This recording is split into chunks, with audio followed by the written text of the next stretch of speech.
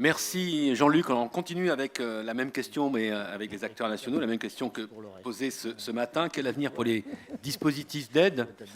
Jean-Luc a fait les présentations. Peut-être rapidement, je recommence. Boris Vallaud, vous êtes député des Landes. Vous étiez... C'est la même promotion qu'Emmanuel Macron, c'est ça, hein? C'est là, voilà. Vous avez peut-être des petites anecdotes, hein, peut-être que vous réserverez quelques anecdotes tout à l'heure.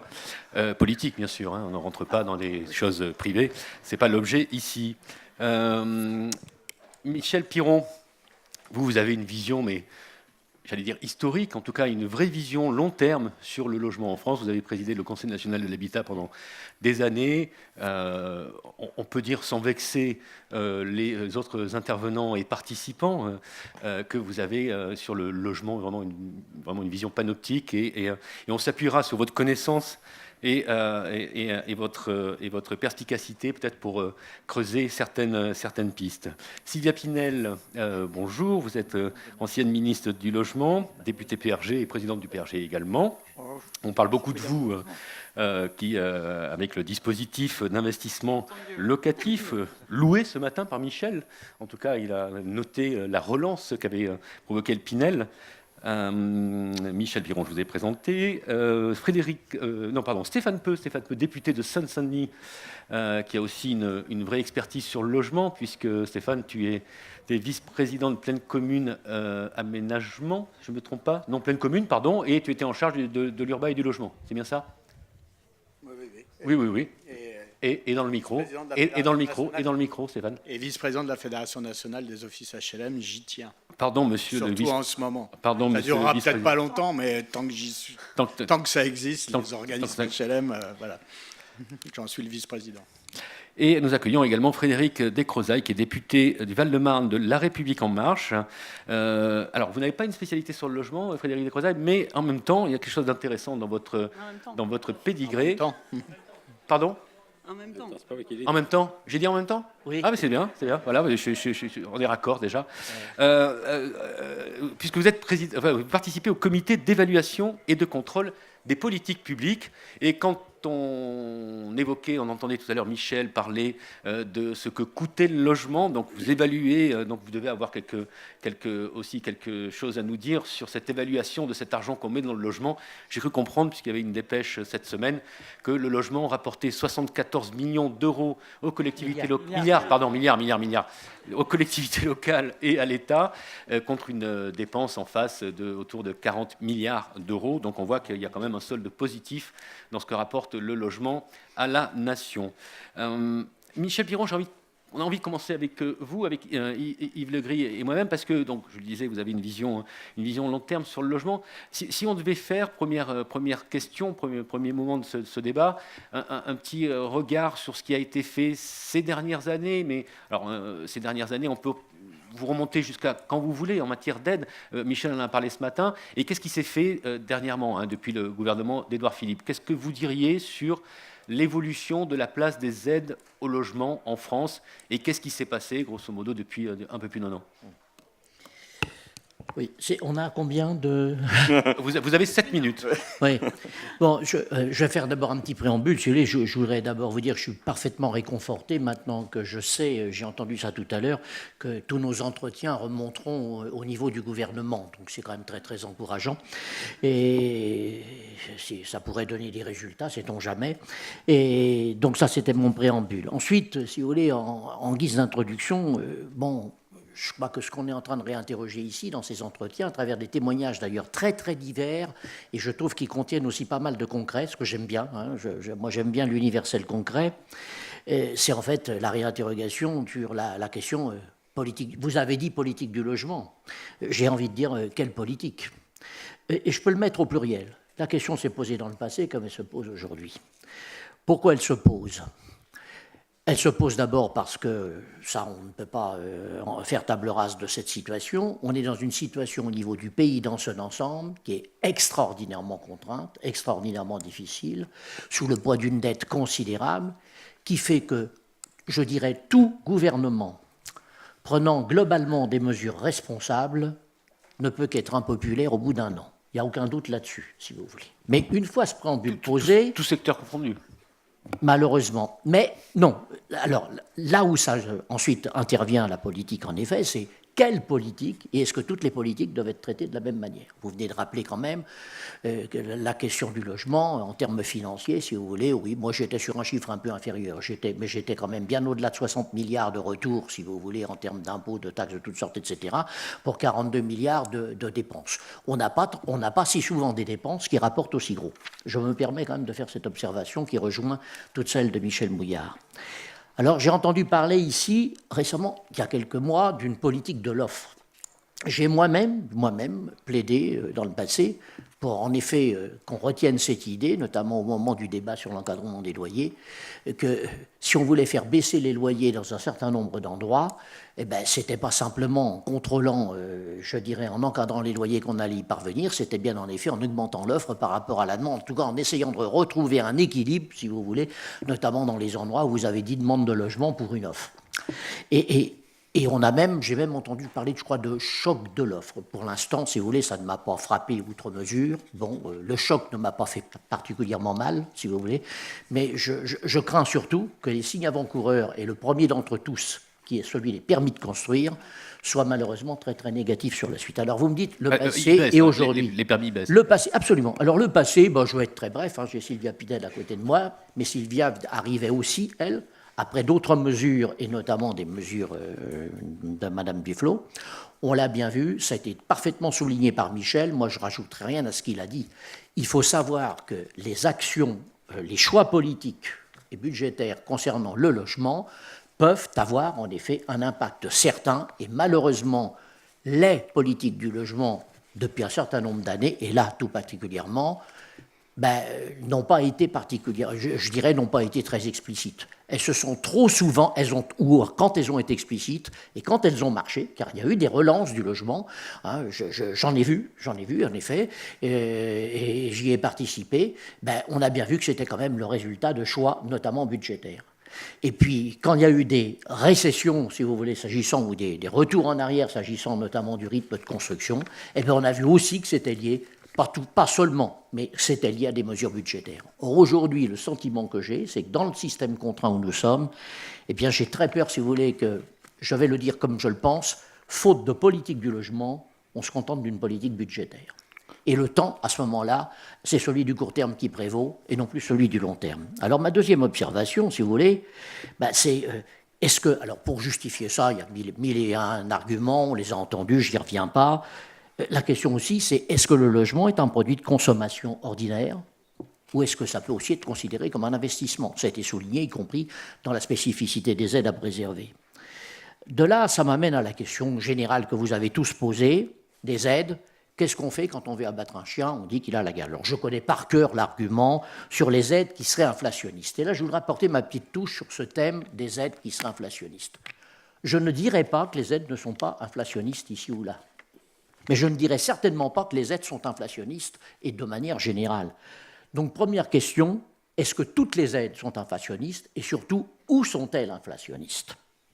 Eh bien, là, on a effectivement, manifestement, un déficit de diagnostic, c'est le moins qu'on puisse dire, et qui est très, très lié à cet état hyper centralisé dans lequel nous sommes et hyper concentré, si vous voulez, avec une vision qui tombant, si vous voulez, il faut bien le dire, de certains services de Bercy, pour justifier qu'on mette moins d'aides, confond tout et son contraire.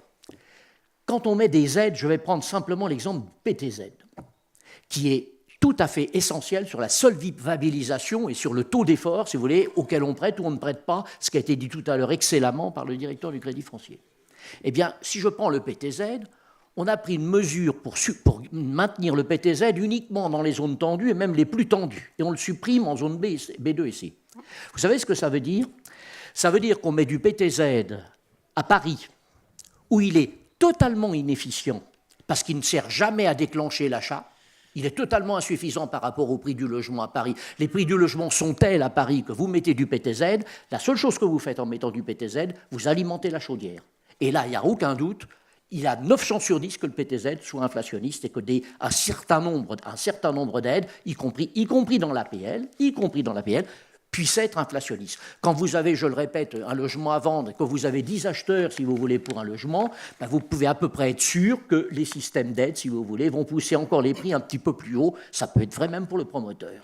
Quand en revanche, vous mettez du PTZ ou de l'APL en Vendée, que je connais bien à côté de chez moi, ou dans certains coins, si vous voulez, de petites villes moyennes ou bourgs ruraux, où là, vous avez une demande solvable qui n'a rien à voir avec celle, si vous voulez, de certains ménages à Paris. La demande solvable, c'est quoi en Vendée? C'est la maison individuelle avec entre 140 000 et 160 000 euros pour le ménage qui gagne de SMIC à 2 SMIC et demi. Eh bien là, le PTZ, c'est très simple.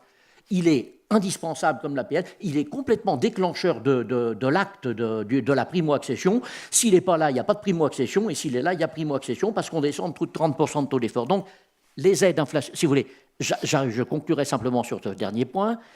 Ça veut dire quoi? Ça veut dire qu'on est incapable de penser au niveau central, on est incapable de penser la différenciation des besoins, la différenciation des territoires, la différenciation des marchés et donc la différenciation indispensable des aides. Et là, je crains qu'on marche un peu sur la tête. Alors moi, je ne suis pas de ceux qui disent le logement, on doit absolument garder tous les crédits, etc., ne faire aucune économie.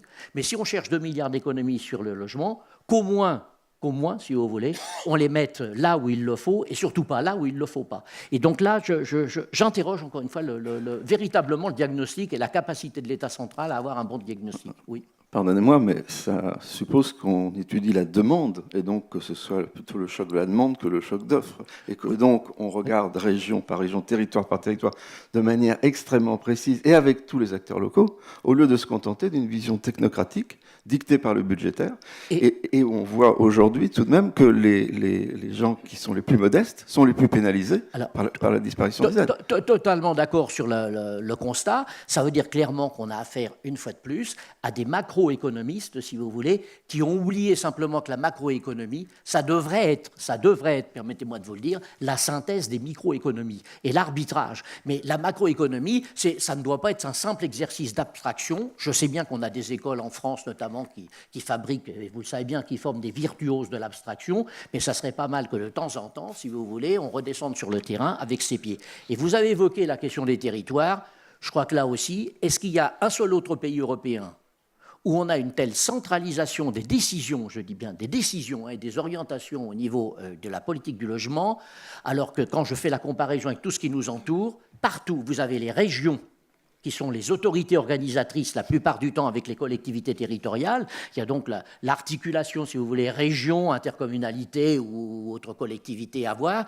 Ce système qui fonctionne dans les autres pays, si vous voulez, dans les autres régions, ne prétend pas apporter de réponse unique, mais prétend par contre coller de beaucoup plus près aux besoins des territoires, qui encore une fois sont très différents. Et donc, je continue de penser que une des questions fondamentales, c'est celle de la gouvernance, encore une fois, et des politiques du logement, c'est-à-dire de la territorialisation des politiques du logement, tout en maintenant un socle sur quelques grandes orientations, la mixité sociale, etc., etc. Mais même ce que j'ai entendu ce matin sur Biarritz, qui ne me choquait pas, montrait bien à quel point, si vous voulez, les différenciations sont nécessaires. Et ça renvoie enfin peut-être à la question ultime, si vous voulez, qui est la suivante, et là je termine, c'est la question au fond, est-ce qu'on peut déconnecter la politique du logement quand elle existe ? Est-ce qu'on peut la déconnecter d'une politique d'aménagement du territoire quand elle existe? Évidemment non. On sait le lien incroyable qu'il y a entre logement et emploi. Quand je lis des sondages où je vois que 80% des cadres parisiens souhaiteraient repartir de Paris pour aller vivre ailleurs, mais en fait subissent, si vous voulez, la question de la proximité de l'emploi, eh bien on voit bien que finalement, depuis beaucoup d'années, là je reviens au passé, on a trop longtemps sacrifié le long terme, c'est-à-dire sacrifier la politique d'aménagement du territoire, sacrifier peut-être une politique discriminante, parce qu'il faut s'attaquer à ce moment-là à la localisation de l'emploi, ce qui veut dire qu'à ce moment-là, il faut revoir aussi les outils fiscaux, si vous voulez, en la matière.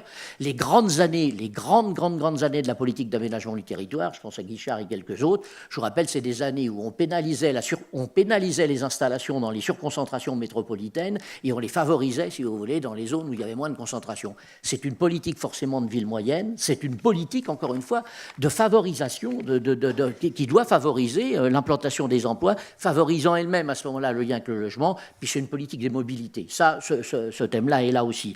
Et c'est vrai aussi que ça veut dire quoi? Ça veut dire qu'il faut tenir à la fois deux bouts de la chaîne, l'urgence dans laquelle on se débat depuis des années et des années, qui explique les allers-retours, c'est-à-dire le court terme, c'est vrai.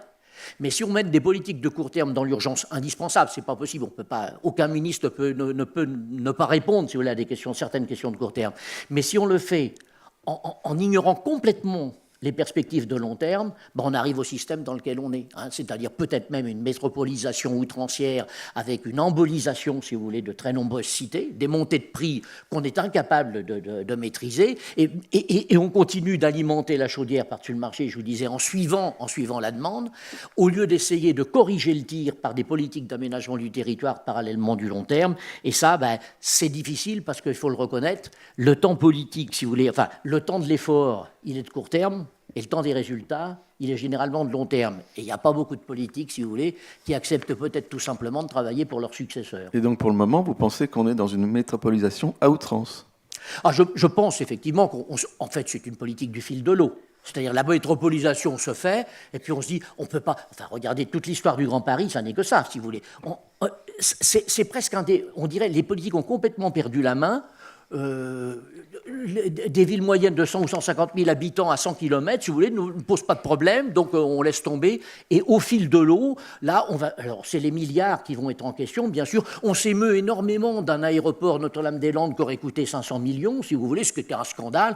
Mais quand on a quelques dizaines de milliards, si vous voulez, à remettre pour essayer de mettre des rustines partout à la périphérie de Paris, ça pose plus de problème. Ça, je trouve que c'est quand même un mode de, si vous voulez, c'est une modalité de gouvernance qui me paraît quand même assez particulière. Et je le répète, je crois que la maladie de la centralisation et de la concentration est une maladie profondément française, mais qui affecte notamment la politique du logement. Ça mérite, me semble-t-il, d'être interrogé. Merci Michel Piron.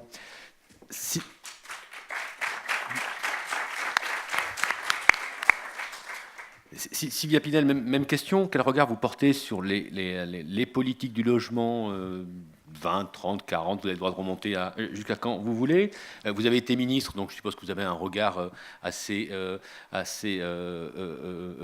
juste et pertinent sur la politique que vous avez menée. En tout cas, vous êtes en mesure de l'expliquer. Et comment vous jugez les orientations prises depuis quelques mois par le gouvernement d'Édouard Philippe?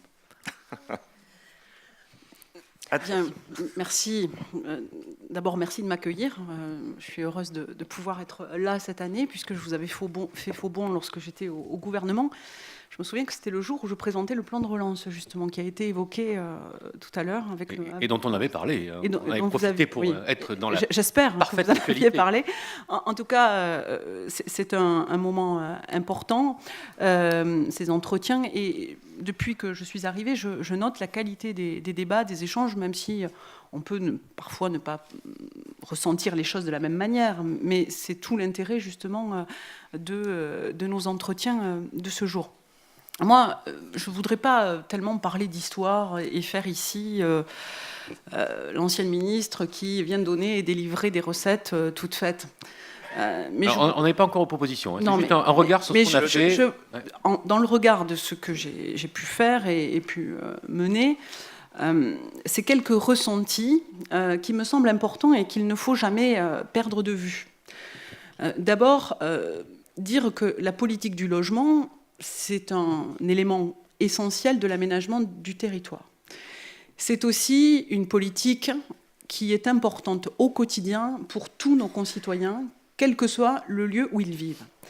Et en disant ça, je veux le redire comme l'a fait Michel aussi, c'est qu'une vraie politique du logement, ça veut dire des choix politiques. Ça veut dire de faire et de prendre ses responsabilités dans les décisions que nous prenons. Et je crois au rôle du politique, justement, pour faire ses choix. Parfois, ils sont douloureux, mais ils doivent être justes. Et cette politique du logement, moi, ce que je constate... Douloureux comme baisser les APL, c'est un choix douloureux mais nécessaire. Non, mais justement, ce que je constate depuis... Juste, elle a dit. Ce changement de gouvernement, c'est justement que, il me semble, que la politique du logement, elle est pilotée à Bercy et non plus rue de Varennes. Parce que les pistes d'économie qui ont été présentées, nous les connaissons. Nous les connaissons pour nous y être souvent opposés parce que dans l'administration très compétente de Bercy, ces notes de la direction du budget qui nous proposent de sabrer ici ou là à l'aveugle, ça existait. Effectivement, ils faisaient leur boulot. Mais le rôle du politique, c'est de dire non quand elles sont justement injustes. Et moi, je distinguerai dans le débat qui nous anime aujourd'hui les aides à la production des aides personnelles.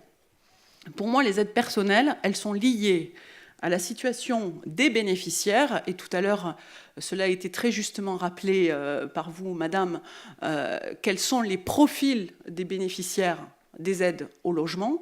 Et quand on voit que cela touche des personnes modestes, voire très modestes, je ne comprends pas qu'on puisse avoir des mesures non ciblées générales à l'aveugle. Première remarque. Ensuite, nous avons les aides, et c'est ce qui peut-être est le plus difficile à adapter, à ajuster, à être le plus précis possible, c'est les aides au soutien à la production de construction neuve ou à la rénovation.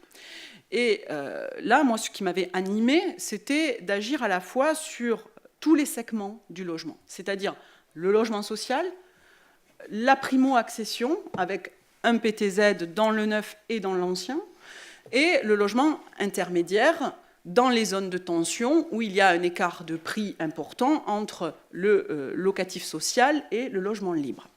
Et c'était finalement cette philosophie de permettre l'accès au logement dans tous les segments en fonction de la situation personnelle de chaque ménage qui nous avait guidés. Alors il y avait des mesures justement par segment.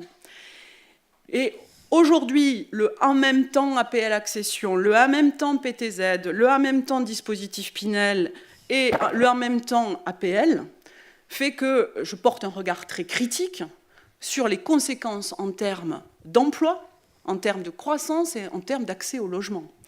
Il n'a qu'à voir les chiffres de 2017, qui étaient de l'année 2017. En termes de production ? En termes de production, qui ont été réalisés sur la base des dispositifs que nous avions mis en place. Et il n'y a qu'à voir les premiers chiffres de cette année. Avec des taux historiquement bas, par ailleurs, des taux historiquement bas. Des chiffres qui dévissent dans la maison individuelle, effet APL accession, effet PTZ, puisque je parlais d'aménagement du territoire, mais quand un PTZ ne concerne plus 93% du territoire national, ça pose un problème.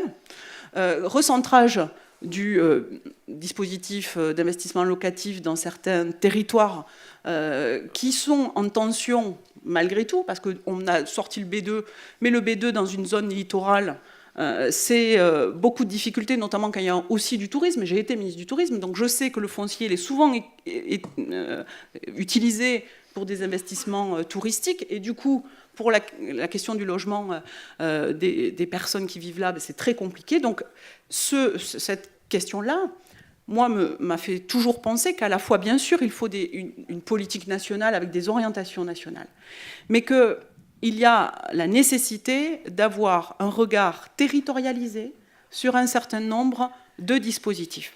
Et ce que j'aurais mieux compris, plutôt que de revoir comme ça le zonage, le recentrage de certains dispositifs, du PTZ ou du dispositif Pinel, disons-le comme ça. C'est comme ça qu'on l'appelle. Oui, c'est votre nom, mais voilà, vous avez été ministre aussi. Mais j'aurais mieux compris que l'on refasse une carte du zonage. Je rappelle que le zonage ABC, je l'ai revu en août 2014. Mais entre 2014 et 2018, il y a des territoires, des villes, des métropoles, des villes moyennes qui ont changé de philosophie, qui se sont métamorphosées parce qu'il y a eu, malheureusement, des entreprises significatives qui ont fermé, d'autres qui, au contraire, ont vu une desserte ferroviaire arriver et donc à booster le marché. Eh bien, tout ça, il faut en tenir compte. Et le zonage, c'était finalement, de mon point de vue, la priorité pour stabiliser le marché et donner un petit peu de prévisibilité aux acteurs, aux ménages, parce que la confiance est plus que jamais nécessaire dans ce domaine-là. Et c'est un ingrédient qu'on a tendance à oublier. Mais pour avoir une véritable politique du logement efficace, c'est ce qu'il ne faut pas perdre de vue. Et donc, j'ai entendu que le gouvernement voulait retravailler sur ce zonage. C'est bien, mais ce n'était pas dans le bon tempo. il valait mieux commencer par revoir une carte du zonage pour territorialiser la politique du logement. Et cette gouvernance, il faut que les collectivités locales, bien sûr, y participent. Pourquoi ? Parce qu'en matière de logement social, qui est le partenaire privilégié des bailleurs sociaux ? C'est bien sûr les collectivités territoriales. Je suis par ailleurs conseillère régionale dans une région très diverse, avec une zone littorale importante, avec beaucoup de communes carencées SRU. Eh bien, il est important que les communes, bien sûr, les intercommunalités, mais aussi les régions puissent venir accompagner avec des aides à la pierre, comme nous le faisons par exemple. Eh bien, tout cela nécessite qu'il y ait davantage d'échanges et de concertation entre les acteurs, toute la chaîne du logement, cela a été dit à différentes reprises dans la journée, et effectivement, c'est de mon point de vue important, mais qu'il y ait aussi les élus locaux associés, parce que derrière, c'est comme ça qu'on pourra lancer des programmes de revitalisation de centres-bourgs, de cœurs de ville, et on ne peut pas déconnecter logement, aménagement du territoire. Ce qu'on ne comprend pas très bien, c'est la logique finale budgétaire, puisqu'il va y avoir des effets contre-productifs énormes en termes d'emploi, en termes d'ameublement. On oublie toujours que derrière, il y a toute une chaîne. Bien sûr. Des artisans, etc. On a l'impression qu'il n'y a pas du tout de synthèse, le fait que c'est du court-termisme budgétaire, en catastrophisme. Pourquoi attaquer, avec la suppression de l'appel accession, ce marché qui, effectivement, avec des gens qui rêvent de s'offrir ce logement? D'abord, ça génère un mécontentement politique qui doit être pris tout de même en compte. Avec le recentrage du PTZ, il y a une logique qui nous échappe complètement sur le plan des conséquences, même à court terme, à la fois politique, budgétaire, etc. Ça ne tient pas. Alors, est-ce que c'est une absence de concertation? Est-ce que c'est idéologique et qu'on veut effectivement que les territoires soient un peu sacrifiés par rapport à la métropolisation? Quelle est votre analyse là-dessus? Je suis mal placée pour répondre à cette question, mais ce que je crois, c'est vraiment une logique budgétaire court-termiste. C'est ça. Alors que nous sommes sur du temps long. La construction, c'est du temps long. L'aménagement du territoire, c'est du temps long.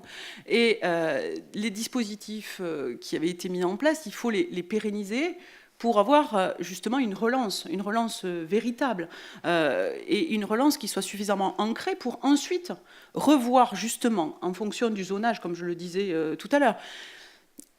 Je vais vous prendre un exemple très précis. Sur le PTZ, que j'avais augmenté fortement, avec des quotités importantes, des différés, des remboursements de prêts très longs, et avec une quotité justement identique, quel que soit le zonage.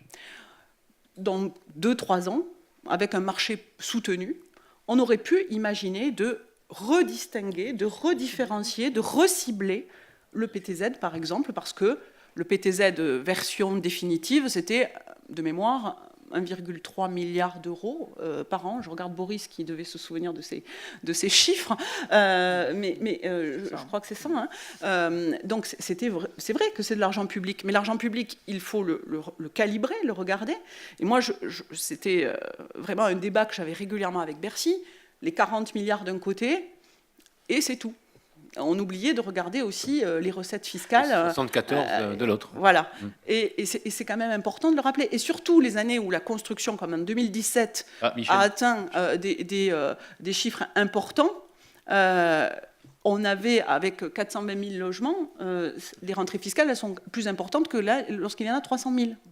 Donc, tout ça pour dire que c'est bien de parler toujours coût du logement, je l'entends, c'est vraiment devenu à la mode ces derniers mois, mais on oublie toujours de parler de ce que cela engendre à la fois comme recette fiscale, mais aussi recette indirecte pour les collectivités territoriales, et puis l'avantage social que cela bénéficie, parce que derrière tous ces dispositifs, et j'en termine par là, il y a un enjeu dont on ne parle plus, qui est la fluidité des parcours résidentiels et la mixité sociale.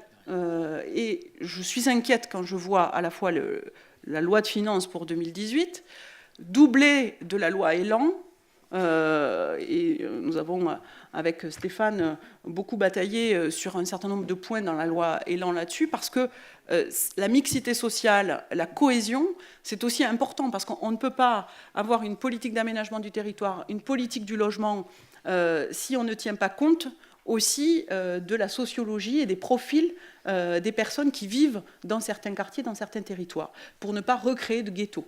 Et je me souviens qu'on avait fait un certain nombre de propositions très consensuel sur la loi égalité-citoyenneté, justement, à l'époque, pour essayer de corriger un certain nombre de trajectoires qui avaient été prises, parce que ce n'est pas que des chiffres, ce n'est pas que des aides, c'est aussi des parcours de vie, c'est aussi justement une capacité d'insertion professionnelle, c'est aussi du dynamisme dans certains territoires, et c'est tout cela qu'il faut avoir en tête, et on ne peut pas le prendre de manière fragmentée, uniquement économique, avec un chiffre qui rappelle un coût. Non, derrière, c'est la vie de nos concitoyens. Alors, Stéphane Peu,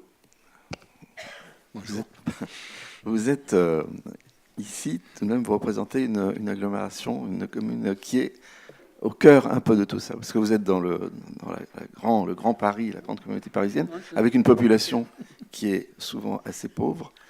Et comment est-ce que vous arrivez finalement à discerner ce qui a été fait dans toutes ces mesures qui semblent logiques et ceux qui vous révoltent ou qui vous semblent absolument aberrants?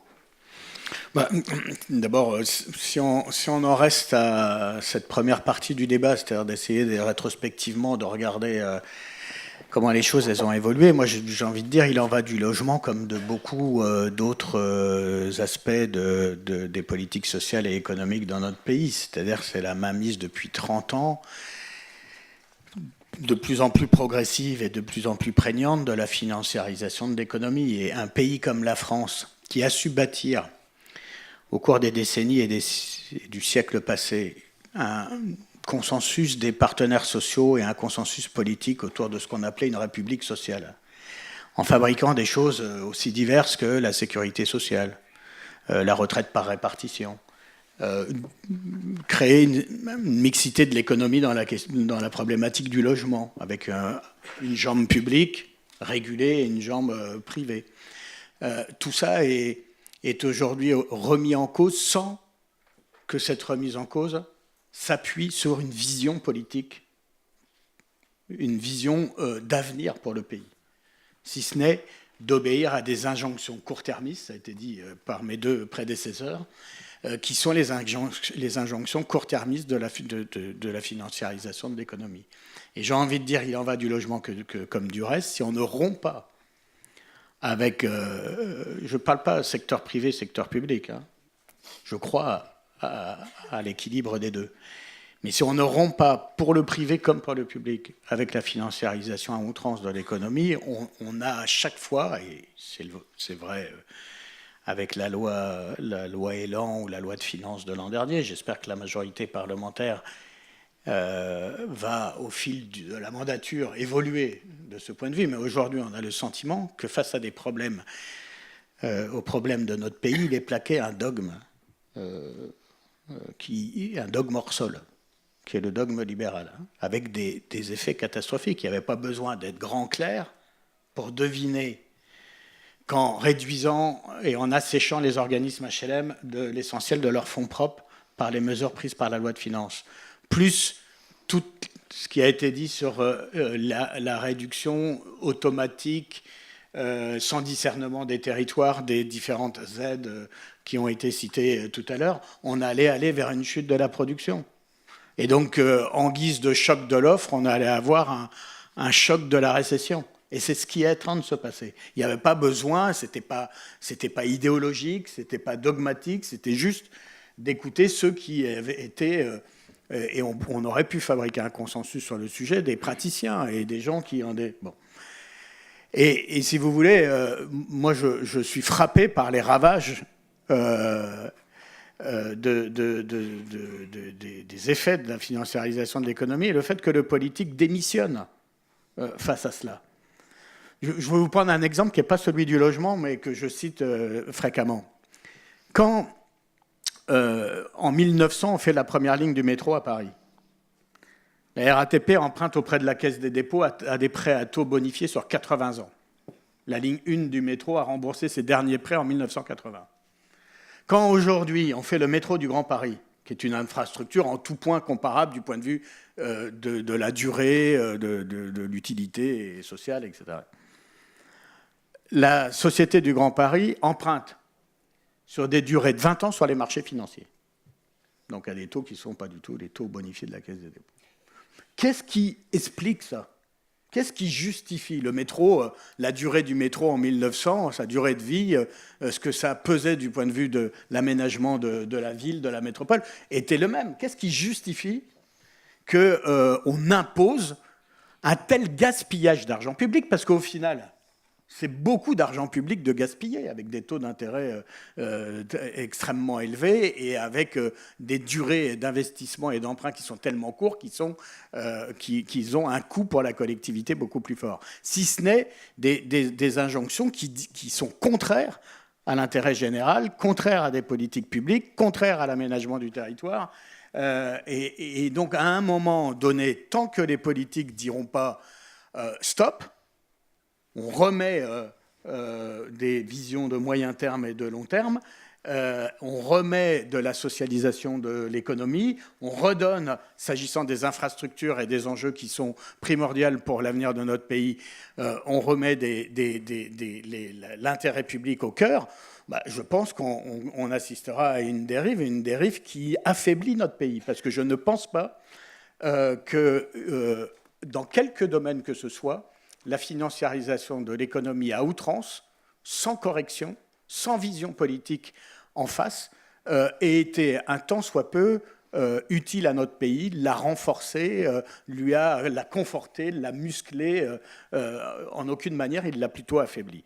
Ça, c'est une remarque très générale, mais je voulais le dire parce qu'à un moment donné, on peut toujours bricoler. Mais si on continue de bricoler, on n'inversera pas ces tendances lourdes. Alors sur le logement, s'il y a bien un domaine où il faut faire prévaloir les logiques, sinon de long terme, en tout cas des logiques de moyen terme, c'est bien celui-là. Et on ne peut pas être dans des visions court-termistes. D'abord parce que le logement, il faut quand même se mettre d'accord, ça a été dit et redit, je ne vais pas être long, mais le logement... je m'excuse de reprendre une formule qu'a fait Flores dans les forums sociaux européens et mondiaux, mais le logement, ce n'est pas une marchandise. Le logement, c'est un bien, et puis pour ce qui me concerne, j'ai envie de dire, c'est un droit.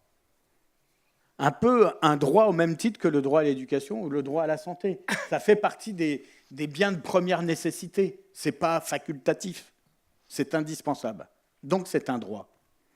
Et donc, à partir du moment où on l'envisage sous l'angle d'un droit, déjà, ça change un certain nombre de choses. Je le dis d'autant plus que pour avoir, avec Sylvia, Boris et quelques autres très actifs sur la loi Elan, moi, une des choses qui m'a frappé, je l'ai dit dès le début, c'est la première fois dans notre pays que dans l'exposé des motifs d'une loi sur le logement, et Dieu sait s'il y a eu beaucoup de lois sur le logement, c'est la première fois que le logement est mentionné dans l'exposé des motifs comme un produit, comme un bien marchand, comme un bien d'usage. Enfin, il a une multitude de qualificatifs, jamais comme un droit. Et donc, à partir de là, on rentre de mauvaise manière dans le sujet, j'ai envie de dire, de très mauvaise manière. Ensuite, ça a été dit, il y a des gens plus compétents que moi pour en parler, c'est un élément de l'aménagement du territoire. Et notre pays, aujourd'hui, souffre d'une absence de vision d'une politique du territoire, ou alors s'il y en a une, c'est une vision, je laisse le doute, c'est rare, mais je laisse le doute sur le sujet, s'il y en a une, c'est une vision qui vise uniquement à renforcer les métropoles, ou principalement à renforcer les métropoles, au risque d'affaiblir ce qui a fait aussi la grandeur de notre pays, c'est-à-dire d'un pays qui pouvait se répartir entre des zones rurales, des villes moyennes, pas seulement sa population, mais son activité économique, son développement, son attractivité, etc. Et puis enfin, et ça c'est un sujet sur lequel je suis très sensible, c'est un enjeu de mixité sociale. Parce que je disais tout à l'heure qu'on avait réussi à dégager dans notre pays, au fil du siècle dernier, un consensus sur l'idée que la France devait être une république sociale. Enfin, franchement... encore faut-il que notre pays soit partout encore une république. Et moi, je peux vous dire qu'il y a des endroits dans notre pays où la République, elle est en danger. Et j'en connais, de très près. Et donc, on constate, en même temps qu'il y a la financiarisation de l'économie du logement, on constate une montée des séparatismes territoriaux et des séparatismes sociaux, de ce que Chevènement appelait, quand il était ministre de l'Intérieur, en 98, 97, 98, 99, Chevènement avait été le premier à utiliser le terme, à l'époque ça m'avait un peu choqué, mais en disant attention, dans la région parisienne, si on n'inverse pas les choses, on va vers un apartheid urbain et territorial. Mais depuis 1999, quelles ont été les tendances en région parisienne, si ce n'est à l'aggravation chaque année du séparatisme social et du séparatisme urbain. Mais comment voulez-vous faire République ensemble quand, à ce point, le vivre ensemble, le séparatisme, le refus, parfois assumé, encouragé par certains politiques, de vivre ensemble, alors je sais, on moque beaucoup le terme de vivre ensemble, mais enfin, j'en trouve pas d'autre, de faire qu'on fasse société ensemble. Et si on ne fait plus société ensemble, si la République, elle se balkanise à ce point, parce qu'il n'y a plus de vision de l'aménagement du territoire, il n'y a plus de vision politique de la mixité sociale et de l'équilibre des territoires. Et le logement, pour cela, est un des outils d'une politique qui va résorber ou creuser ces inégalités. Donc, si vous voulez que je fasse une petite rétrospective, je dis qu'en gros, depuis 30 ans, avec des inflexions. Des inflexions et tout ça, je pourrais y revenir plus en détail, mais oui, tout n'a pas été linéaire. Mais grosso modo, la tendance dans notre pays depuis 30 ans, elle est à la financiarisation à outrance et elle produit aujourd'hui une crise du logement dans notre pays qui fait que notre pays vit une économie du logement qui est une économie de pénurie.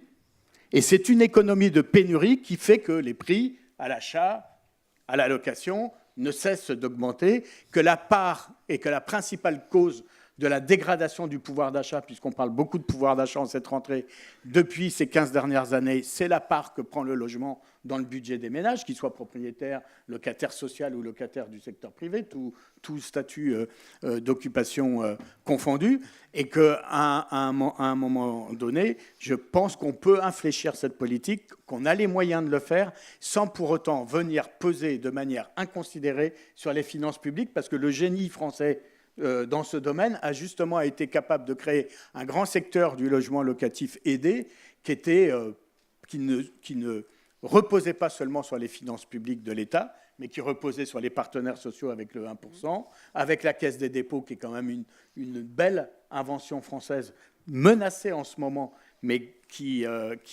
doit plutôt être confortée, et par des aides publiques à l'investissement qui permettaient justement de ne pas faire du logement un consommateur sans cesse en augmentation exponentielle des aides à la personne. Voilà le modèle économique que nous avions. Je ne dis pas qu'il faut le reproduire à l'identique, il y a beaucoup de choses qu'il faut repenser au regard des réalités d'aujourd'hui, mais c'est sur ces fondamentaux-là qu'il faut revenir et en tout cas mettre un terme à la financiarisation de l'économie. Est-ce que vous pensez réellement que 40 000 personnes vont vouloir acheter leur HLM, leur logement HLM? C'est une aberration totale, mais totale. Mais alors, si vous voulez que je vous explique, ce qui va se passer avec la vente des HLM, parce que on en parlera tout à l'heure. On en parlera tout à l'heure. D'accord. Alors, on va oui. Tout de même, vous avez beaucoup de choses à dire certainement, parce que vous représentez quand même un courant qui est un peu attaqué dans sa politique du logement, donc on vous écoute. Merci. Alors, on vous attend sur la vision politique, Oui. sur la financiarisation, Oui. sur les choix de la métropolisation. Sur beaucoup de choses. La première chose, c'est que je vous remercie d'être là, même si vous y êtes pour rien. C'est Jean-Luc qui m'a invité, il est là-bas. Merci Jean-Luc. Je ne sais pas ce qu'il faut comme talent, comme ressources, comme botte secrète pour parvenir à faire ce qu'il a fait, c'est-à-dire d'avoir... Faut être basque. Faut être basque. Mais c'est aussi, dans tous les sens du terme, extraordinaire, et je suis très heureux de découvrir ce que vous parvenez à faire dans cet endroit qui est magnifique. Et j'apprécie particulièrement la diversité des témoignages et des avis sur un ton qui est vraiment celui du débat. Je trouve ça très appréciable. Voilà. Donc voilà, merci pour cette invitation. Ayant dit cela, il n'était pas prévu que j'intervienne. Je ne suis pas un spécialiste de la question du logement. Je risque de vous frustrer si je ne suis pas capable de répondre à certaines questions. Parce que moi, mes sujets, c'est plutôt l'alimentation et le marché de l'emploi. Et Voilà. Mais- Je suis content de vous faire rigoler. Non, mais l'emploi, Simplement- l'emploi est Oui, très Oui, tout à concerné fait, par c'est ça. concerné. Mais simplement, on ne peut pas sérieusement être impliqué dans une action de gouvernement sans s'intéresser à la question du logement, parce qu'elle est juste fondamentale, en fait. C'est quand même une des toutes premières. Donc, même si je ne la connais pas bien, j'assume ce pourquoi je suis solidaire de l'action du gouvernement. Et il y a effectivement un certain nombre de points sur lesquels je voudrais réagir. Oui, parce que là, on est, Le premier, on, voilà. on est remonté Ouais. d'un cran. Il ne s'agit Non, pas forcément ouais. que des mesures techniques, mais Ok. là, on parle beaucoup de... Non, alors, sur la financiarisation, les contraintes budgétaires, la vision court-termiste et le rôle de Bercy. C'est super important ce qui a été abordé. Ça pourrait être long. Moi, je suis capable de tenir un temps fou là-dessus. Je voudrais simplement reprendre ce qui a été dit. La financiarisation, vous avez fait la comparaison, tu as fait la comparaison, cher Stéphane, avec ce qui se passait en 1900. Mais en 1900, on sortait d'une période avec le bimétallisme. On est passé, ensuite, il y a eu la crise de 29, on a fait les accords de 44 de Bretton Woods, qui ont créé le système monétaire international qu'on a réformé en 1976. Je vous rappelle qu'en 81, la gauche arrive en pouvoir. Qu'est-ce qu'elle fait? Elle fait du keynésianisme, typiquement, politique de la demande. C'était beaucoup d'acteurs de la CFDT qu'on a retrouvés dans les cabinets ministériels et à l'Élysée. On a dévalué, nationalisé, relevé les minima sociaux. C'était typiquement une politique budgétaire. Jean-Luc était la CFDT. Il faut faire attention à Je ce que vous sais, dites sur on la en a CFDT. déjà parlé. Mais je suis moi-même un ancien syndicaliste de la CFDT. Donc, en un an et demi, je ne suis pas resté longtemps, mais je l'ai quand même été. En un an et demi, après, on passe au virage de la rigueur. Je le dis sans animosité, et c'est strictement personnel. À mon avis, virage de la rigueur qui n'a sciemment jamais été expliqué par le PS. Je pense. Et j'ai plein de témoignages à raconter là-dessus. Virage de la rigueur, c'est quoi? C'est la conversion. Alors, parenthèse ou conversion, justement, question qui n'a jamais été éclaircie par le PS.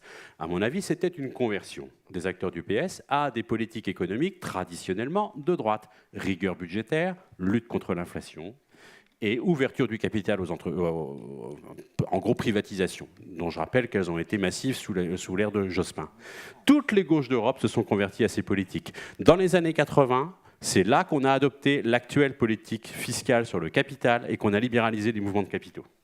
Ce qui est dénoncé. Ce que tu dénonces, cette financiarisation, elle date exactement des années 80, avec l'endettement des États, des ménages et des entreprises qui a flambé. La courbe, elle est exponentielle. Pourquoi? Parce qu'en 1976, on a réformé les statuts du FMI, on a supprimé la référence à l'or et on a instauré les taux de change flottants. Et ça, on l'a fait pour sortir de décennies d'inflation à 2 chiffres qui étaient incontrôlables. On a substitué l'endettement à l'inflation comme carburant des économies. Dans ce contexte international, sauf à ne pas adhérer au FMI, on ne peut plus faire de keynésianisme. Et c'est pour ça que j'assume parfaitement aujourd'hui d'être solidaire d'un gouvernement qui fait en numéro 1, en haut de la pyramide, même si c'est désastreux, consternant, pathétique, tout ce qu'on veut, le respect des engagements internationaux et notamment de la règle des 3% de déficit de Maastricht, une priorité.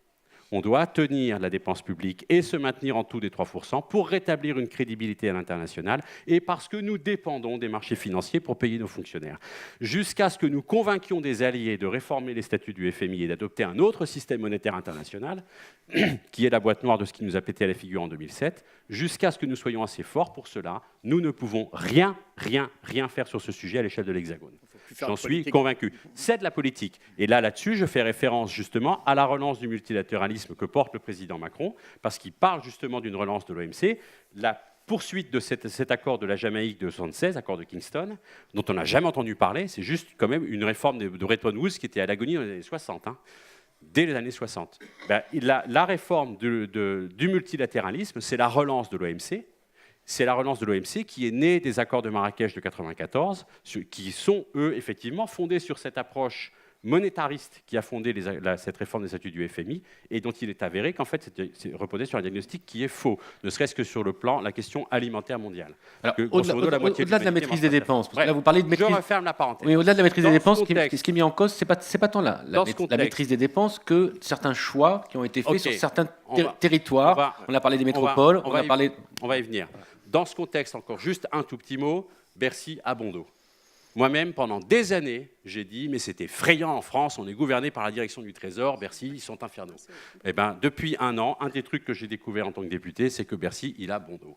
et que les administrations centrales s'en servent, et que quand vous êtes député, effectivement, les deux choses qu'on vous oppose quand vous dites « moi j'ai une idée », c'est « ça coûte trop cher » ou « c'est pas possible à cause de Bruxelles ». Si vous n'avez pas l'autonomie de compétence et les arguments techniques, les juristes, les moyens de contrôler l'info pour tenir tête, et dire c'est pas vrai, c'est pas 82 millions, c'est 12, ou c'est pas vrai, on a parfaitement le droit parce que voilà ce que disent les textes européens. Et ça pose la question de l'autonomie de compétence du Parlement. Mais pour que les parlementaires aient ça, il faudrait peut-être qu'ils perdent moins de temps dans l'hémicycle. Ça rapporte sur la réforme de la Constitution.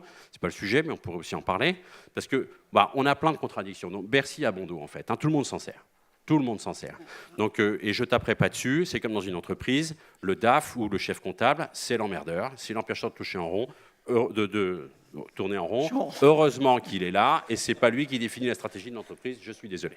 Donc, deuxième point, c'est aussi de bon ton en France de critiquer le centralisme de l'appareil d'État et la force centrale de l'appareil d'État. Là aussi, on pourrait en parler, c'est passionnant. Moi, je pense qu'on n'aurait pas fait de pays à cet endroit du monde sans un pouvoir central fort. J'ai une grande admiration pour Philippe le Bel. Je considère qu'il a jeté les bases de ce qu'est notre appareil d'État, notamment de la Cour des comptes et de ce qu'est aujourd'hui le Trésor. Il a confisqué le pouvoir de battre monnaie aux barons et à l'Église, le pouvoir de désigner les évêques sur son territoire. Si on n'avait pas fait ça, on n'aurait pas fait ce pays dans un endroit aussi varié, aussi divers, aux 350 fromages avec tous ces territoires.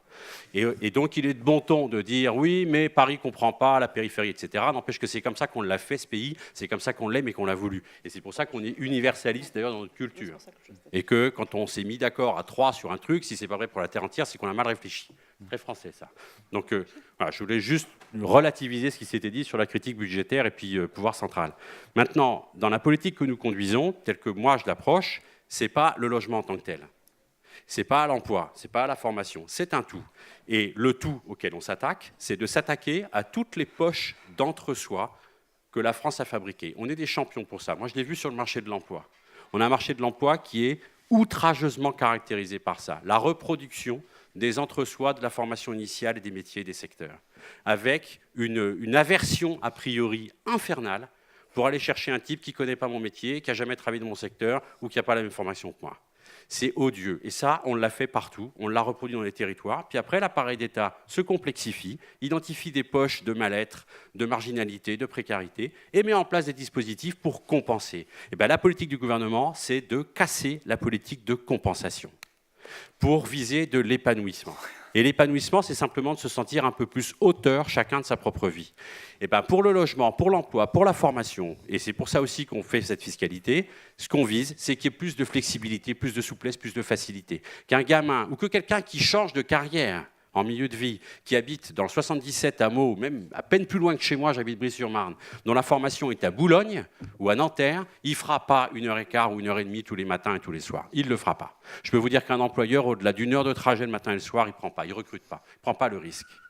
Parce que c'est casse-gueule, parce qu'on a du mal-être, parce que c'est pas bien, parce que personne ne le vit bien, ça. Donc il faut trouver des bailleurs sociaux qui logent des gamins qui font des formations de 6 mois, 18 mois, des gamins ou des adultes d'ailleurs. Et c'est correspond à ce qu'on a évoqué avec Avenir Pro. Donc ce qu'on essaye de faire, et sur la vente, peut-être, alors moi je ne suis pas expert, peut-être que les 40 000 c'est délirant, mais ce que j'ai compris en tout cas, de regrouper des offices HLM, de les forcer à arrêter d'être bons pères de famille, de les forcer à arrêter de gérer de la trésorerie et de leur dire que ce n'est pas votre job et vous pouvez emprunter avec du haut de bilan et vous êtes là pour générer du flux.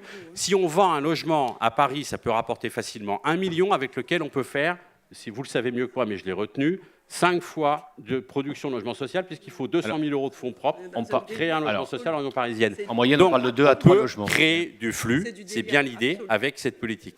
Donc, même si je ne suis pas spécialiste, en tout cas, c'est ce que je pense. C'est cette cohésion la mécanique. En tout cas, globale de secouer tous les dispositifs rigides qui compensent ce qui ne va pas. Maintenant, tout dernier point, j'arrêterai là-dessus. J'ai bien compris aussi qu'il ne fallait pas raisonner marché et moyenne et qu'il fallait raisonner territoire. Et j'ai bien compris qu'effectivement, il y avait des endroits où ça n'avait aucun sens d'imaginer qu'il y ait de la vente et des endroits où, au contraire, ça pouvait vraiment générer de la production.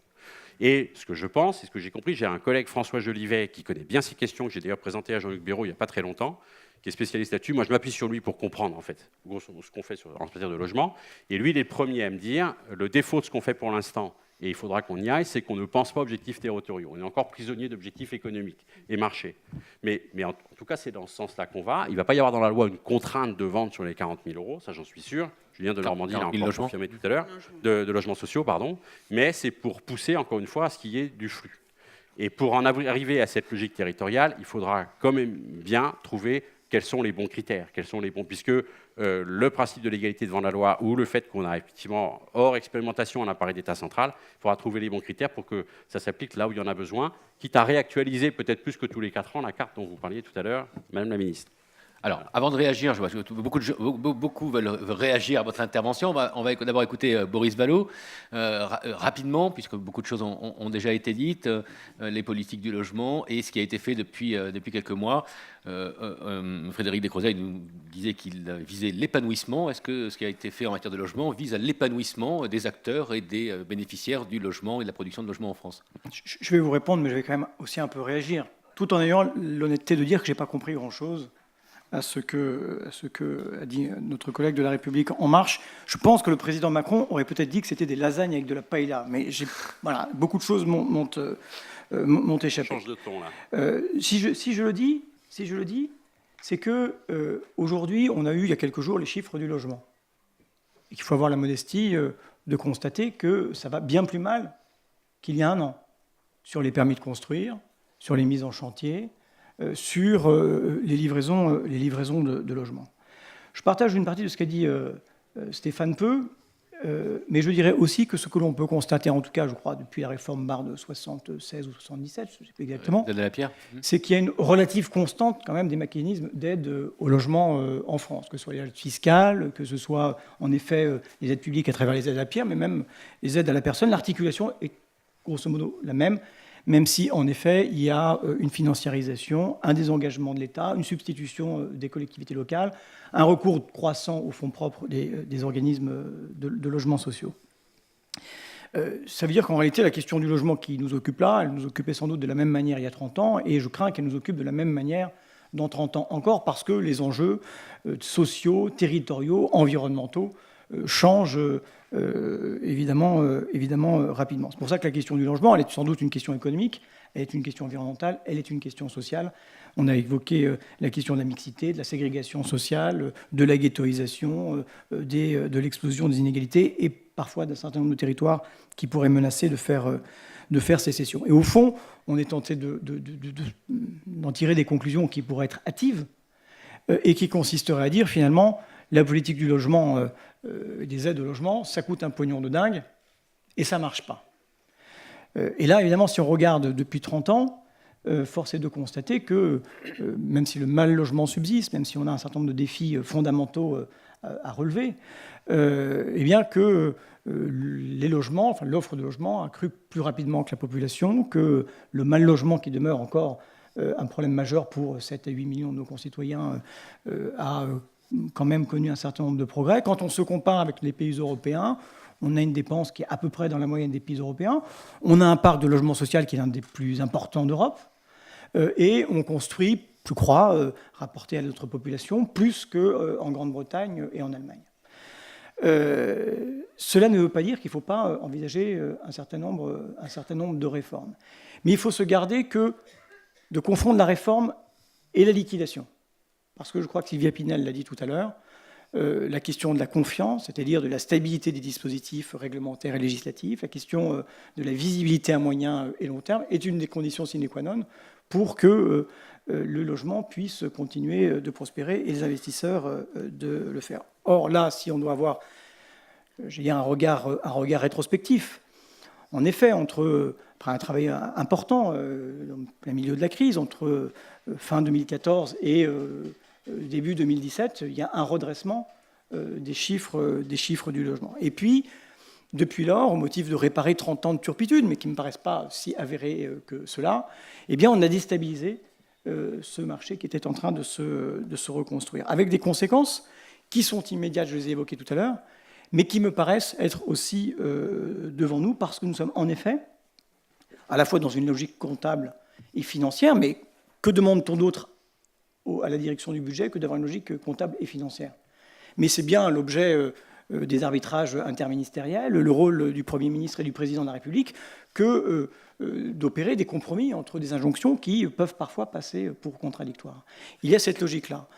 Les administrations ont sans doute bon dos, en effet, parce qu'à la fin, c'est une décision politique, et c'est politiquement que ceux qui l'ont prise l'assument devant les électeurs. Mais il est vrai aussi que beaucoup des propositions qui sont faites, et notamment la réforme des APL, sont dans les cartons de Bercy, en particulier depuis 10 ans, et que de façon continue, les gouvernements de gauche et de droite, parce qu'ils n'étaient pas simplement sur une logique financière et budgétaire, mais qui se posaient aussi la question de l'efficacité redistributive, du ciblage et de la justice, ont toujours refusé de céder à cet appel de Bercy.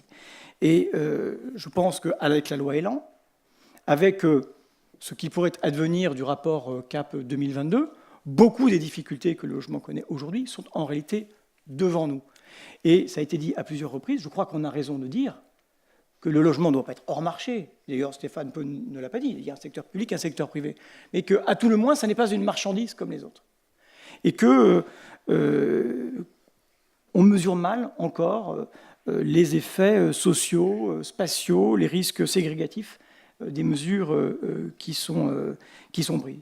Voilà pourquoi il faut, à mon avis, en termes d'aide au logement, se poser la question de ces effets collatéraux, sociaux, environnementaux. J'entendais Nicolas Hulot, au moment où il annonçait sa démission, dire que, s'agissant du programme de rénovation thermique, il n'y avait pas l'argent annoncé et qu'il ne voulait pas endosser la responsabilité d'un échec probable. Il y a un enjeu environnemental qui est fort. Et puis, je crois en effet qu'il y a des réalités locales qu'il faut pouvoir prendre en compte dans la modulation des aides, dans la réforme, peut-être on y viendra tout à l'heure, des dispositifs fiscaux, notamment s'agissant du foncier, pour ne pas traiter de la même manière les secteurs en tension et les secteurs qui sont détendus. Voilà. N'y a-t-il pas une injustice dans le fait que beaucoup de personnes, beaucoup de ménages achètent des logements, des maisons ou des appartements et que la décote, après, pour la revente, est terrible? C'est-à-dire qu'ils ont réellement plus que l'usage. Il y a quelque chose qui fait qu'ils perdent de l'argent. Et est-ce qu'il n'y aurait pas quand même une politique à faire au niveau de la qualité de la construction, de l'architecture, plutôt que ce soit uniquement... On parle de l'ancien, là, c'est ça? Non, je parle du neuf. Non, je parle du neuf. On achète neuf et on a une décote derrière, immédiate, au moment de la revente. Donc, ça, je laisserai les économistes de la construction répondre à ma place, parce que je n'en sais rien, mais ça me paraît être un peu comme l'Argus. Quand on achète une voiture, finalement, après 10 km, elle a déjà perdu beaucoup de ça. Mais là, elle perd plus que ça. J'imagine. Ces dernières années, le fait d'acheter enrichissait plutôt, avec la hausse des prix de l'immobilier. Non, il y a un certain nombre de biens qui aujourd'hui... C'est très variable d'un territoire à l'autre. Voilà, c'est ça. Il y a un certain nombre de biens qui sont invendables aujourd'hui. On en revient à ce qu'on disait tout à l'heure sur les spécificités territoriales. Dans les zones très tendues, dans les métropoles, on a pu avoir justement des opérations immobilières intéressantes. Et puis, dans des territoires ruraux, en recherche de revitalisation, un effondrement des prix. Et là, avec une décote effectivement très importante. C'est ça que je voulais parler. Et je crois justement que pour avoir... des réponses opérationnelles, il faut tenir compte de la spécificité du territoire. Donc les aides, par exemple, qui nous intéressent aujourd'hui, il faut les cibler en fonction des tensions. Ben, comment on fait? Parce que Michel Piron tout à l'heure disait on avait une politique d'aménagement du territoire avant, il y avait une DATAR qui était là pour regarder et pour penser tout ça. On avait des directions départementales de l'équipement qui faisaient remonter, qui avaient une vraie visibilité sur les territoires. Aujourd'hui, il n'y a plus tous ces outils. Donc comment on fait pour aller territorialiser une politique du logement, que ce soit en termes de financement? Comment on connaît aujourd'hui les véritables besoins? Comment aujourd'hui on arrive à activer, finalement, vous parlez tous de territorialisation, mais vous faites comment pour arriver à mettre en place cette territorialisation? Je vais prendre un exemple très précis, qui aujourd'hui, je le répète, n'est peut-être plus adapté à l'état de la France en 2018, mais qui, en 2014, lorsque j'ai refait le zonage ABC, dont dépendent certains dispositifs d'investissement locatif, mais aussi le PTZ, il y avait un zonage qui avait été fait depuis des années, qui n'avait jamais été revu.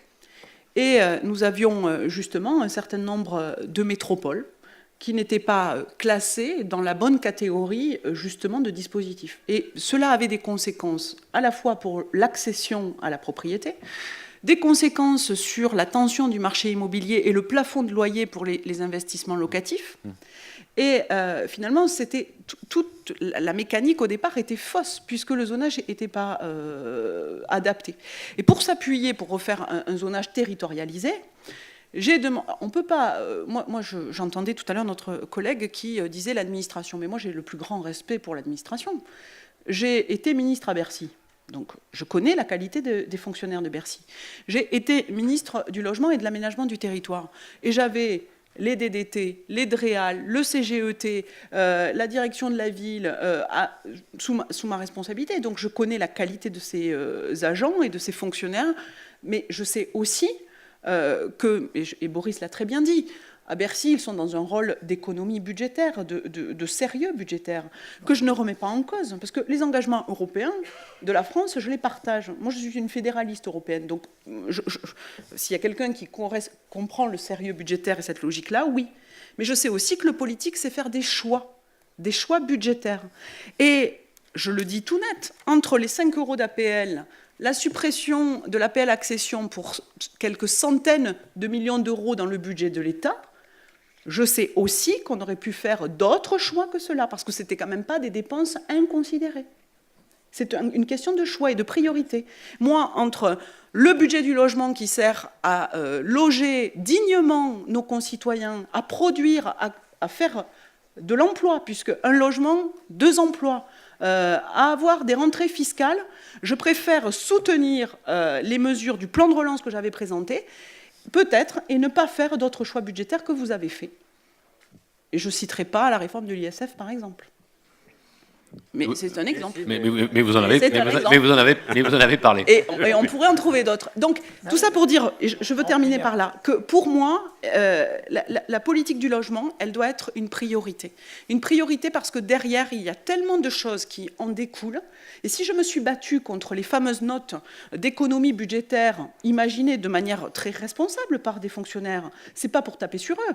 C'est juste pour dire que diminuer de 5 €, raboter les APL à l'aveugle, quand on va mettre des ménages qui gagnent moins qu'un SMIC, puisque 80% des bénéficiaires des APL ont des ressources inférieures à un SMIC, que plus de la moitié sont au seuil de pauvreté, je considère que ce n'est pas là une bonne mesure d'économie. Et ça, on peut en discuter. En revanche, comme je vous le disais tout à l'heure, je pense qu'après un soutien fort de plusieurs années sur la politique du logement avec le PTZ, avec le Pinel, on aurait peut-être pu revoir par exemple le zonage du PTZ, la quotité, le différé et la durée de remboursement. Et là, effectivement, on faisait un certain nombre d'économies. Mais il faut savoir faire des choix. Et ça, c'est une question politique qui est noble. On n'est pas forcément d'accord en la matière, mais elle est importante.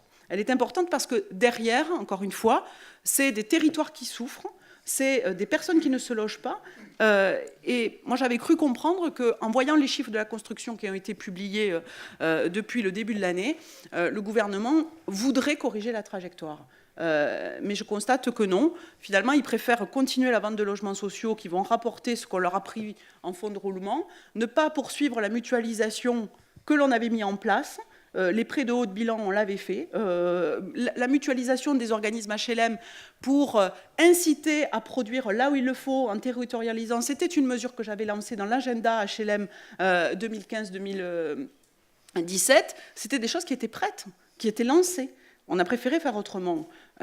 D'accord, mais moi aujourd'hui, je constate les chiffres de 2017, les chiffres de 2018. Michel Piron. Oui, ben je souscris tout à fait à ce que je viens d'entendre sur l'idée de choix. Respect des accords internationaux, bien sûr, évidemment. Je suis un Européen convaincu et depuis très très longtemps et je n'en démordrai pas d'ailleurs demain non plus. Hein. Mais une fois qu'on a dit ça, c'est pas parce qu'on va respecter en effet le 2,6%, en tout cas le chiffre inférieur à moins 3%, que pour autant ça autorise à passer le rabot de manière totalement aveugle au lieu d'utiliser, j'avais fait une tribune en son temps dans les Échos sur ce sujet, au lieu d'utiliser le ciseau. Ce que je demande dans les arbitrages, c'est qu'effectivement on ne se contente pas du rabot, mais qu'on utilise bien le ciseau de manière effectivement très précise, après dialogue, après discours. Vous avez évoqué finalement le chef comptable ou le directeur des affaires financières. Mais bien sûr qu'il a un rôle important. Le budget fait son boulot. Quand on lui demande de faire faire des économies. Il trouve des économies. Et évidemment, il va avoir où? Il va avoir d'abord les très grandes masses. Parce qu'effectivement, on est, et c'est logique, vu encore une fois d'en haut, on regarde d'abord les très grandes masses, on fait des économies, allez hop, et on y va au rabot, mais derrière, c'est aussi le boulot de l'interministériel, et vous avez rappelé en effet la question de l'arbitrage, on n'est pas obligé, excusez-moi, le patron d'une entreprise, c'est pas le directeur financier. C'est celui qui fait l'arbitrage entre éventuellement le directeur financier, le directeur commercial, le directeur de production, et qui a une stratégie. En d'autres termes, excusez-moi, mais c'est le gestionnaire, ce qui n'est pas la même chose que le comptable. Le comptable, il est effectivement dans l'immédiateté du court terme qu'on lui impose d'ailleurs. Hein. Le gestionnaire, son devoir, c'est de regarder plus loin. Donc, personnellement, je ne peux pas souscrire, si vous voulez, à cette excuse, entre guillemets, qui me paraît quand même un peu rapide et un peu légère. Respect des traités internationaux, oui, mais ça ne passe pas forcément, je répète, par des réponses simplement au rabot. Je voudrais simplement indiquer, la vente HLM, j'ai entendu parler tout à l'heure, moi, je ne suis pas de ceux qui s'opposent systématiquement à la vente HLM. Mais je demande où et pour reconstruire où.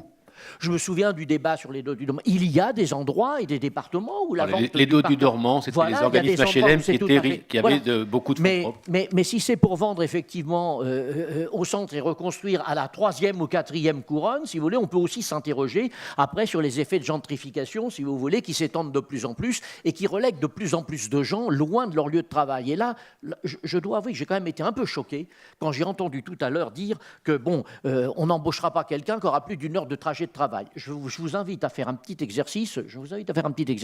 Interrogez les femmes de ménage qui travaillent au 101 rue de l'Université. 101 rue de l'Université, je rappelle, c'est en face de l'Assemblée. C'est là où la plupart des parlementaires ont leur bureau. La plupart des parlementaires ont leur bureau au 101. Et parfois même, ils y dorment. Ça m'est arrivé pendant 15 ans. Eh bien, moi, j'ai interrogé les femmes de ménage. J'ai interrogé le personnel parce que je trouvais ça assez normal, si vous voulez. Et je leur demandais à quelle heure ils se levaient, si vous voulez, pour venir faire le travail qu'ils venaient faire, si vous voulez, dans les couloirs et servir finalement les parlementaires que nous sommes. J'en avais quand même parfois du mal à me répondre, y compris parce que il y avait des gens qui avaient besoin certainement même, je dirais, de formation peut-être un petit peu supplémentaire au niveau de l'expression, mais qui me répondaient avec beaucoup de gentillesse et de sincérité. J'en ai entendu quand même qui se levaient à 4 heures du matin, qui se levaient à 5 heures du matin, mais je peux vous dire que dans la plupart des cas, c'était beaucoup plus d'1 heure de trajet pour aller soigner, si vous voulez, et permettre aux députés, si vous voulez, de travailler dans des conditions satisfaisantes. Donc c'est un exercice que je vous suggère de faire, si vous voulez, au niveau du personnel. Vous verrez que la distance travail, la distance lieu du travail et logement est un sujet. Et on revient à la question métropolitaine. Moi, j'y reviens. C'est la politique du fil de l'eau, si vous voulez. Mais je voudrais également ajouter à ça que... Alors, c'est un modèle qui s'impose internationalement dans le cadre d'une économie qui est ce qu'elle est au niveau international. J'en conviens. On a entendu parler de financiarisation.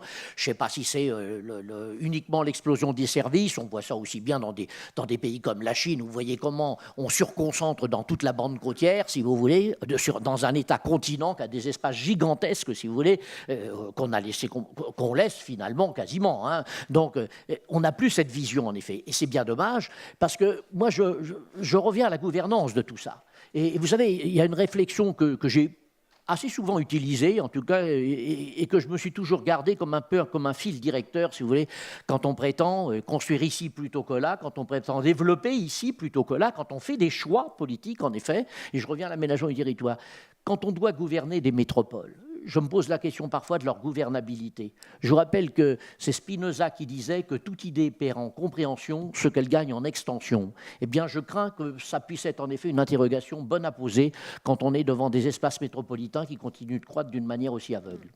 Et il y a aussi, enfin vous le disiez tout à l'heure, je ne crois pas trahir votre pensée, qu'il y a un choix de la métropolisation. Enfin, dans les arbitrages qui ont été faits. À mon avis, excusez-moi, mais je crains qu'on le subisse plus qu'on ne le choisit. Je crois que c'est plus une absence de politique, si vous voulez, de volonté politique. C'est plus une absence de vision et de volonté politique parce que on répond au court terme, on répond à la pression du court terme, on répond à des exigences que je ne nie pas, qui existent, on répond à des rapports de force qui existent, mais il n'y a pas cette vision du long terme qui permettrait d'inscrire pas à pas un certain nombre d'efforts et de corriger certaines trajectoires. Elle l'a très bien dit, Sylvia Pinel, tout à l'heure. Moi, quand elle dit, oui, on avait des instruments qu'on avait mis en place, les réajuster, les faire évoluer, recibler. Bon, ça peut s'inscrire dans une vision long terme. On garde des outils qui ont prouvé leur efficacité, mais ces outils, ils s'usent. On réaiguise des couteaux, si vous voulez. C'est vrai, alors de temps en temps, il faut passer la meule, si vous voulez, plutôt que de tout foutre en l'air. Et puis, allez, je vais quand même terminer sur une note optimiste. Je prends un pari. Je prends un pari devant vous tous. Il y aura un ministre du Logement heureux, je suis sûr, sous ce quinquennat. Oui. C'est celui qui sera obligé de faire de l'Arlan, si vous voulez, peut-être dès la fin de l'année prochaine, parce qu'il aura des crédits. Ça me rappelle un souvenir, 2012-2014. On avait fait la même connerie, je vous rappelle, la dernière année. Enfin, moi, je l'ai pas. J'étais contre, donc je ne me suis pas déplacé dans l'hémicycle par solidarité, entre guillemets, majoritaire. Mais on a fait la même connerie la dernière année, excusez-moi, du quinquennat Sarkozy. On est passé de 2,4 milliards à 800 millions sur le PTZ et on a vu ce qui s'est passé, on a vu les conséquences. Ensuite, on a eu effectivement une ministre russe qui a eu des crédits, si vous voulez, pour faire de l'argent. Après, en passant par Madame Duflot, c'est autre chose. C'est justement Sarkozy qui a relancé la construction au moment de la crise de Lehman Brothers, etc., avec le cellier. Donc ça nous amène à parler des dispositifs défiscalisants. Est-ce qu'il faut les conserver tels quels? Je ne veux pas monopoliser, mais le cellier arrivait à quel moment? Moi, je me souviens aussi de Robien. Il dit, moi, je ne sais pas...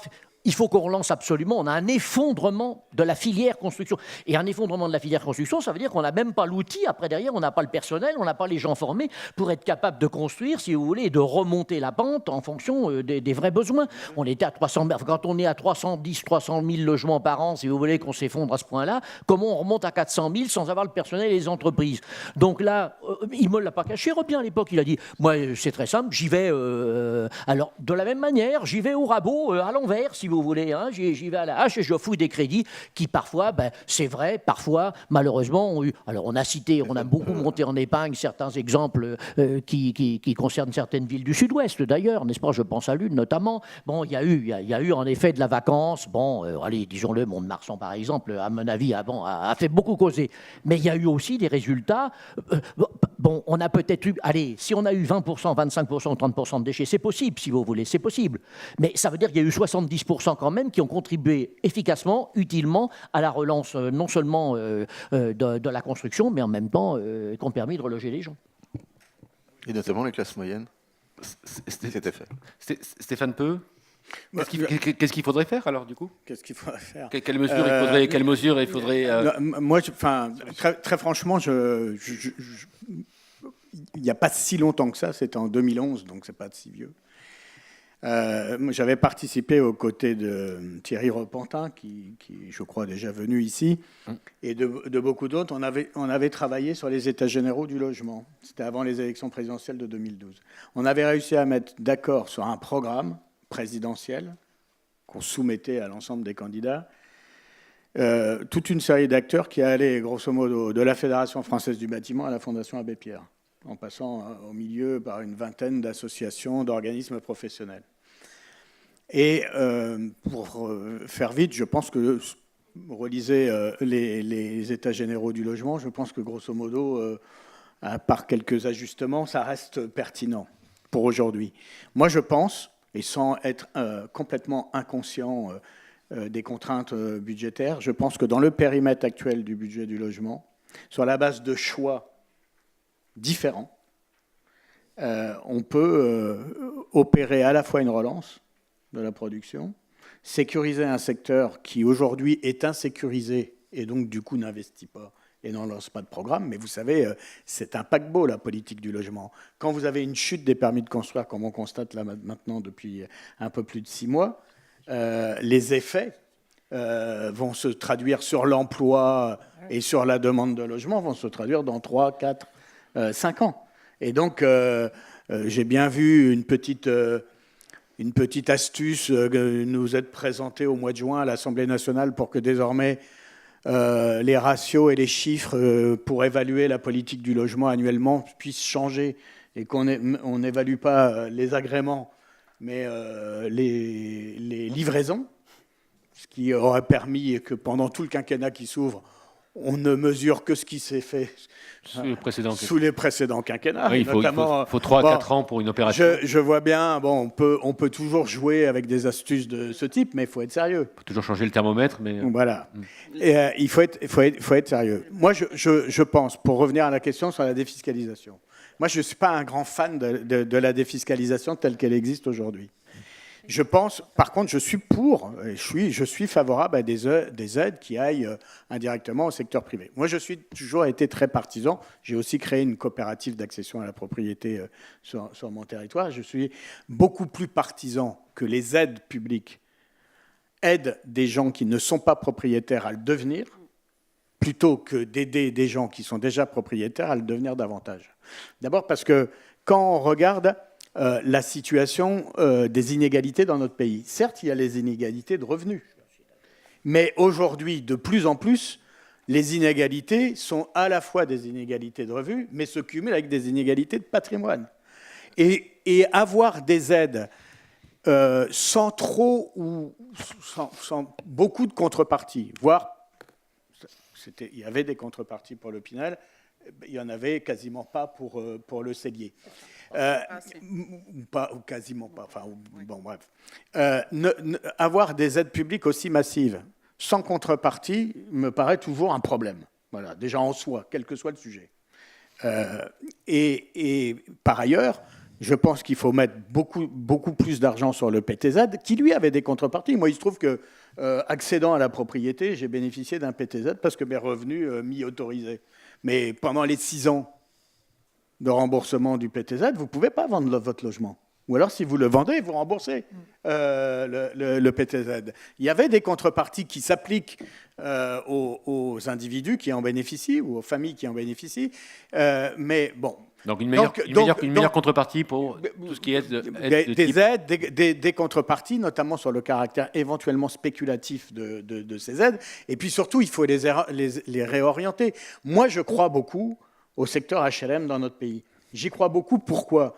Parce que le secteur HLM dans notre pays, ce n'est pas du logement résiduel, c'est un logement généraliste. 80% du salariat de notre pays est éligible au logement HLM. C'est sa force, parce que c'est aussi un creuset d'intégration et un creuset de mixité sociale, mais c'est aussi un outil d'aménagement du territoire. Parce que pour ceux qui ont lu le rapport Borloo, feu rapport Borloo, contrairement à ce qui a été dit, il ne parlait pas que de la banlieue, des grandes villes. Il parlait de trois catégories de territoires dans notre pays qui sont aujourd'hui les territoires oubliés ou éventuellement, certains disent, humiliés de la République. Qui sont lesquels ? Un certain nombre de territoires ruraux. Il y a 20 millions de Français qui vivent dans ces territoires oubliés de la République. Territoires ruraux, certains. Des villes moyennes en déclin économique et en déclin démographique. Et les banlieues... certaines banlieues des métropoles ou des grandes villes populaires. Et que si on veut s'attaquer et orienter les aides, c'est notamment pour faire en sorte que tous ces territoires qui sont aujourd'hui en décrochage et qui se sentent peu à peu sortir de la République puissent y retourner et y revenir et devenir des vecteurs de progrès pour le pays tout entier. Donc, sur les aides, moi, le secteur HLM, quand je discute avec des maires en secteur ruraux, le secteur HLM, ça a été dit tout à l'heure dans un débat précédent, mais toutes ces maisons qui tombent en ruine dans certains villages ou certaines petites villes, qu'est-ce qu'il y a d'autre comme outils ? Il y a bien sûr le développement économique et toute une série, mais qu'est-ce qu'il y a d'autre comme outil pour remettre sur le marché du logement que le logement HLM dans la diversité de ses fonctions ? Il y a du logement intermédiaire, il y a du logement très social, il y a aussi de l'accession sociale à la propriété. Enfin bref, je ne vais pas les énumérer tous. Mais si vous n'avez pas une politique qui est une politique interventionniste sur le plan public, eh ben, vous n'arriverez pas à contrecarrer ces tendances lourdes. Or, le logement HLM, aujourd'hui, et je finirai juste sur les APL, le logement HLM aujourd'hui est un logement qui est basé sur une économie qui ne coûte pas cher à l'État. Ce n'est pas vrai. Aujourd'hui, les aides à la pierre, l'aide à l'investissement, c'est 250 millions d'euros dans le budget de l'État. Ce sera encore un peu moins... c'est quoi 250 millions ? C'est rien. C'est rien du Et tout. il faut augmenter ces aides. Quelles aides il faudrait Mais augmenter? moi, je finalement pense qu'il faut augmenter. Quel type d'aide il faudrait augmenter? Quel Moi, type d'aide il faudrait mieux calibrer? Moi, je pense mieux qu'il faut définir rééquilibrer les aides au logement avec des aides à la pierre pour le logement HLM qui, lui, par contre, a des contreparties.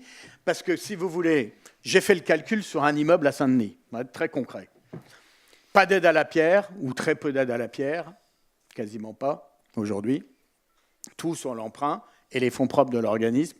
Vous sortez un logement HLM à 7,50 € du mètre carré. D'accord ?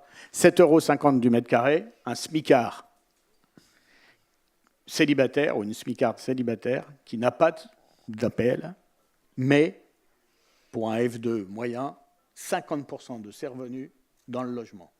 C'est comme ça, hein ? Faites le calcul, 45 mètres carrés, 50 mètres carrés de surface habitable à 7,50 €, plus les charges, hein, bien sûr, qui ne sont pas comptées là-dedans. C'est à peu près la moitié de votre revenu taux d'effort. pour vous loger. Le taux d'effort. C'est la moitié de votre salaire que vous mettez dans votre logement. Quittance plus loyer plus charge. Et donc, j'ai fait le calcul, c'est quoi les aides qui permettraient d'avoir un loyer non pas à 7,50 €, mais un loyer à 4,50 €, qui permettrait à un smicard, je pense tout ça comme référence. Ça fait un peu beaucoup quand même la moitié du salaire, parce que 7,50 fois 45 mètres carrés, ça fait 337. Si on met 250 de charge, on est à, Ouais. on est à 587. Le SMIC, il est à 1100. Oui, on n'est pas très loin, pardon.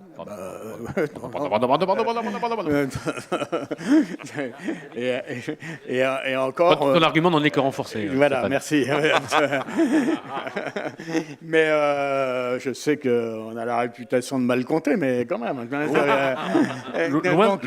Loin de moi cette idée. On compte pas comme Bercy, mais quand il s'agit du pouvoir d'achat d'un smicard, en principe, on est meilleur que Bercy. Vous voyez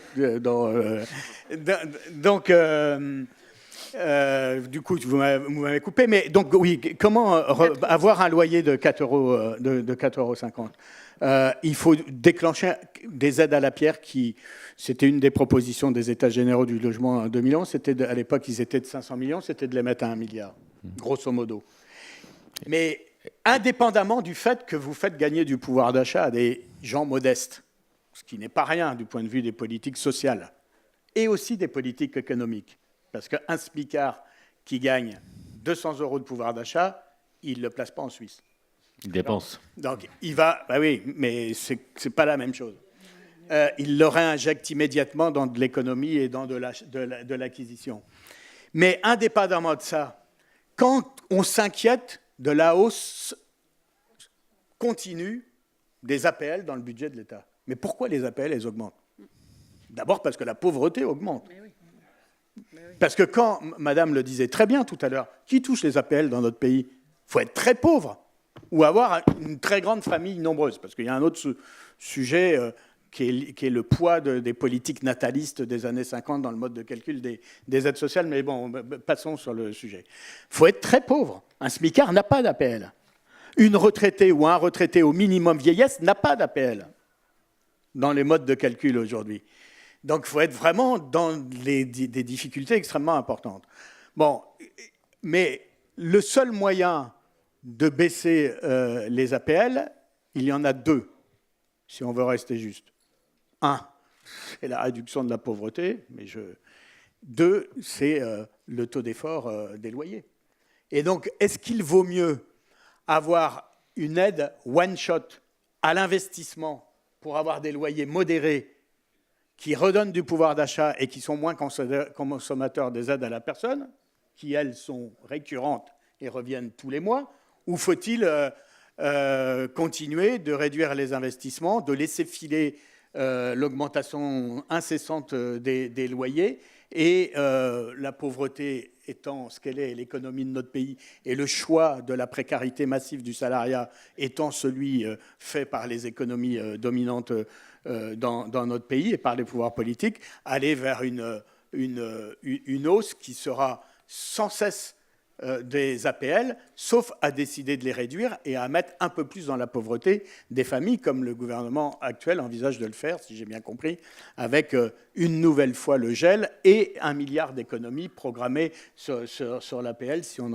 entend ce qu'a dit Julien de Normandie en cette rentrée. Et donc il faudrait rééquilibrer l'investissement locatif par rapport aux aides à la pierre classiques du monde HLM, ouais, parce que cet argent, il va falloir le prendre quelque part, ou alors c'est de l'argent qu'on réinjecte, je ne sais pas. C'est des réarbitrages.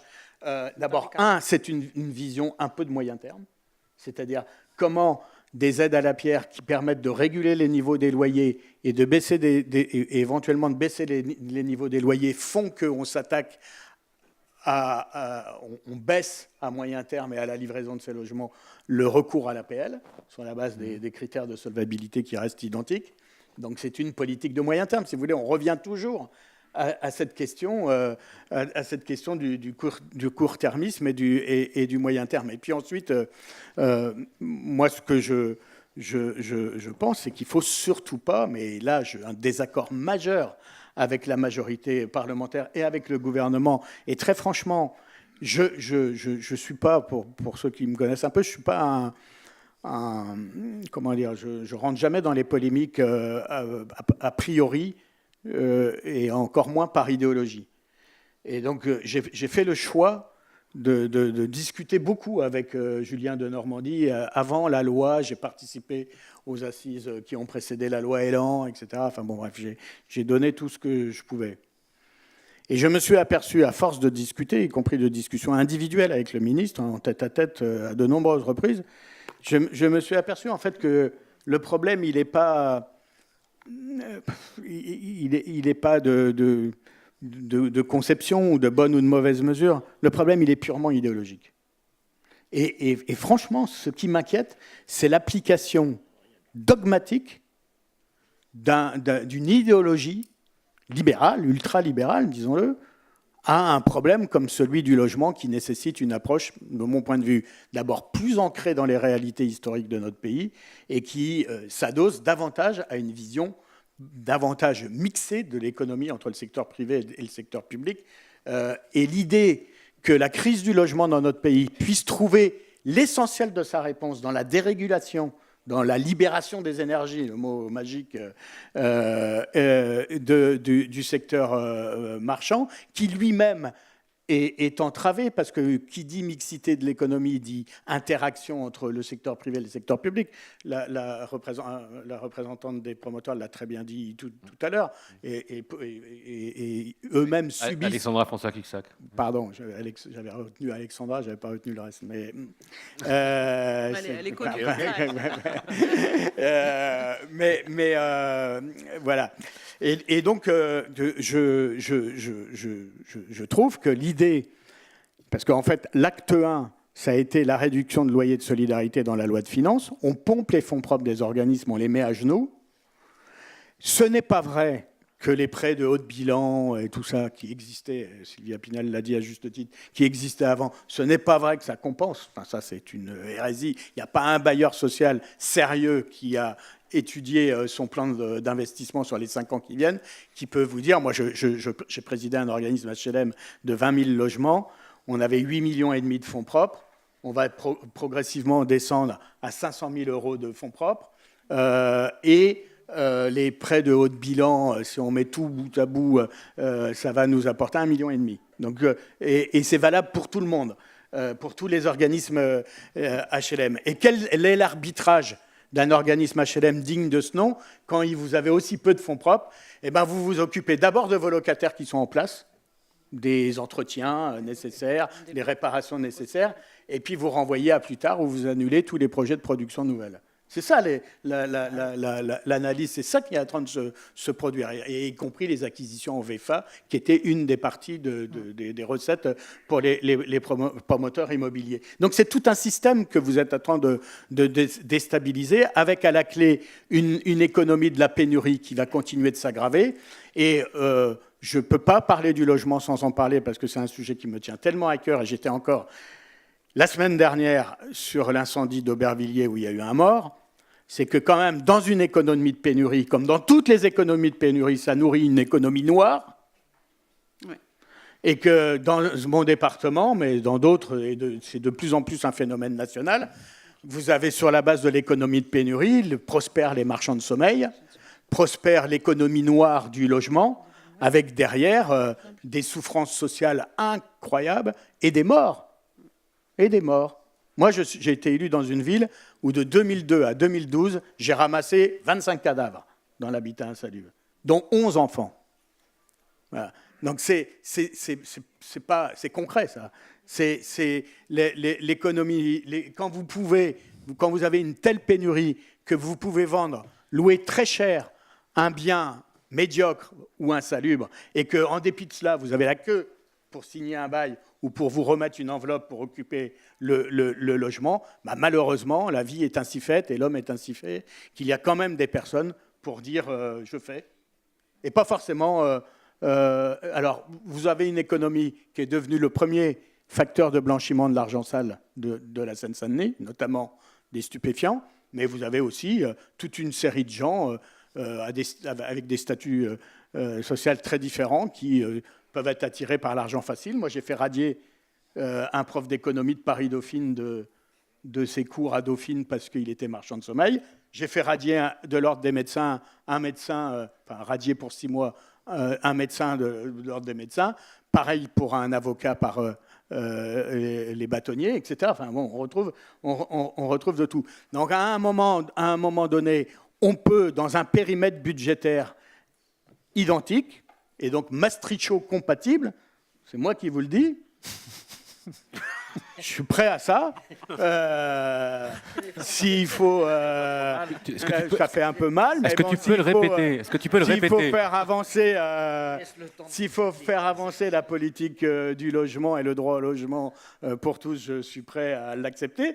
Mais on peut, dans un périmètre budgétaire contraint et qui est celui actuellement, opérer des choix qui disent autre chose que la libération d'une économie qui va fabriquer de la pénurie, de l'augmentation des prix et qui va faire chuter la production avec derrière des milliers d'emplois qui, eux, ne sont pas des emplois délocalisables parce que jusqu'à présent, on ne fabrique pas un logement en Chine ou en Malaisie. Merci Stéphane Peu. Merci.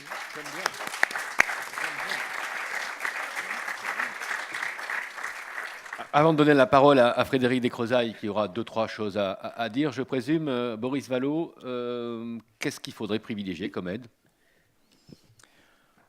Bon, Stéphane a dit beaucoup de choses dans son intervention. Il a surtout souligné, au fond, les multiples dimensions de la politique du logement.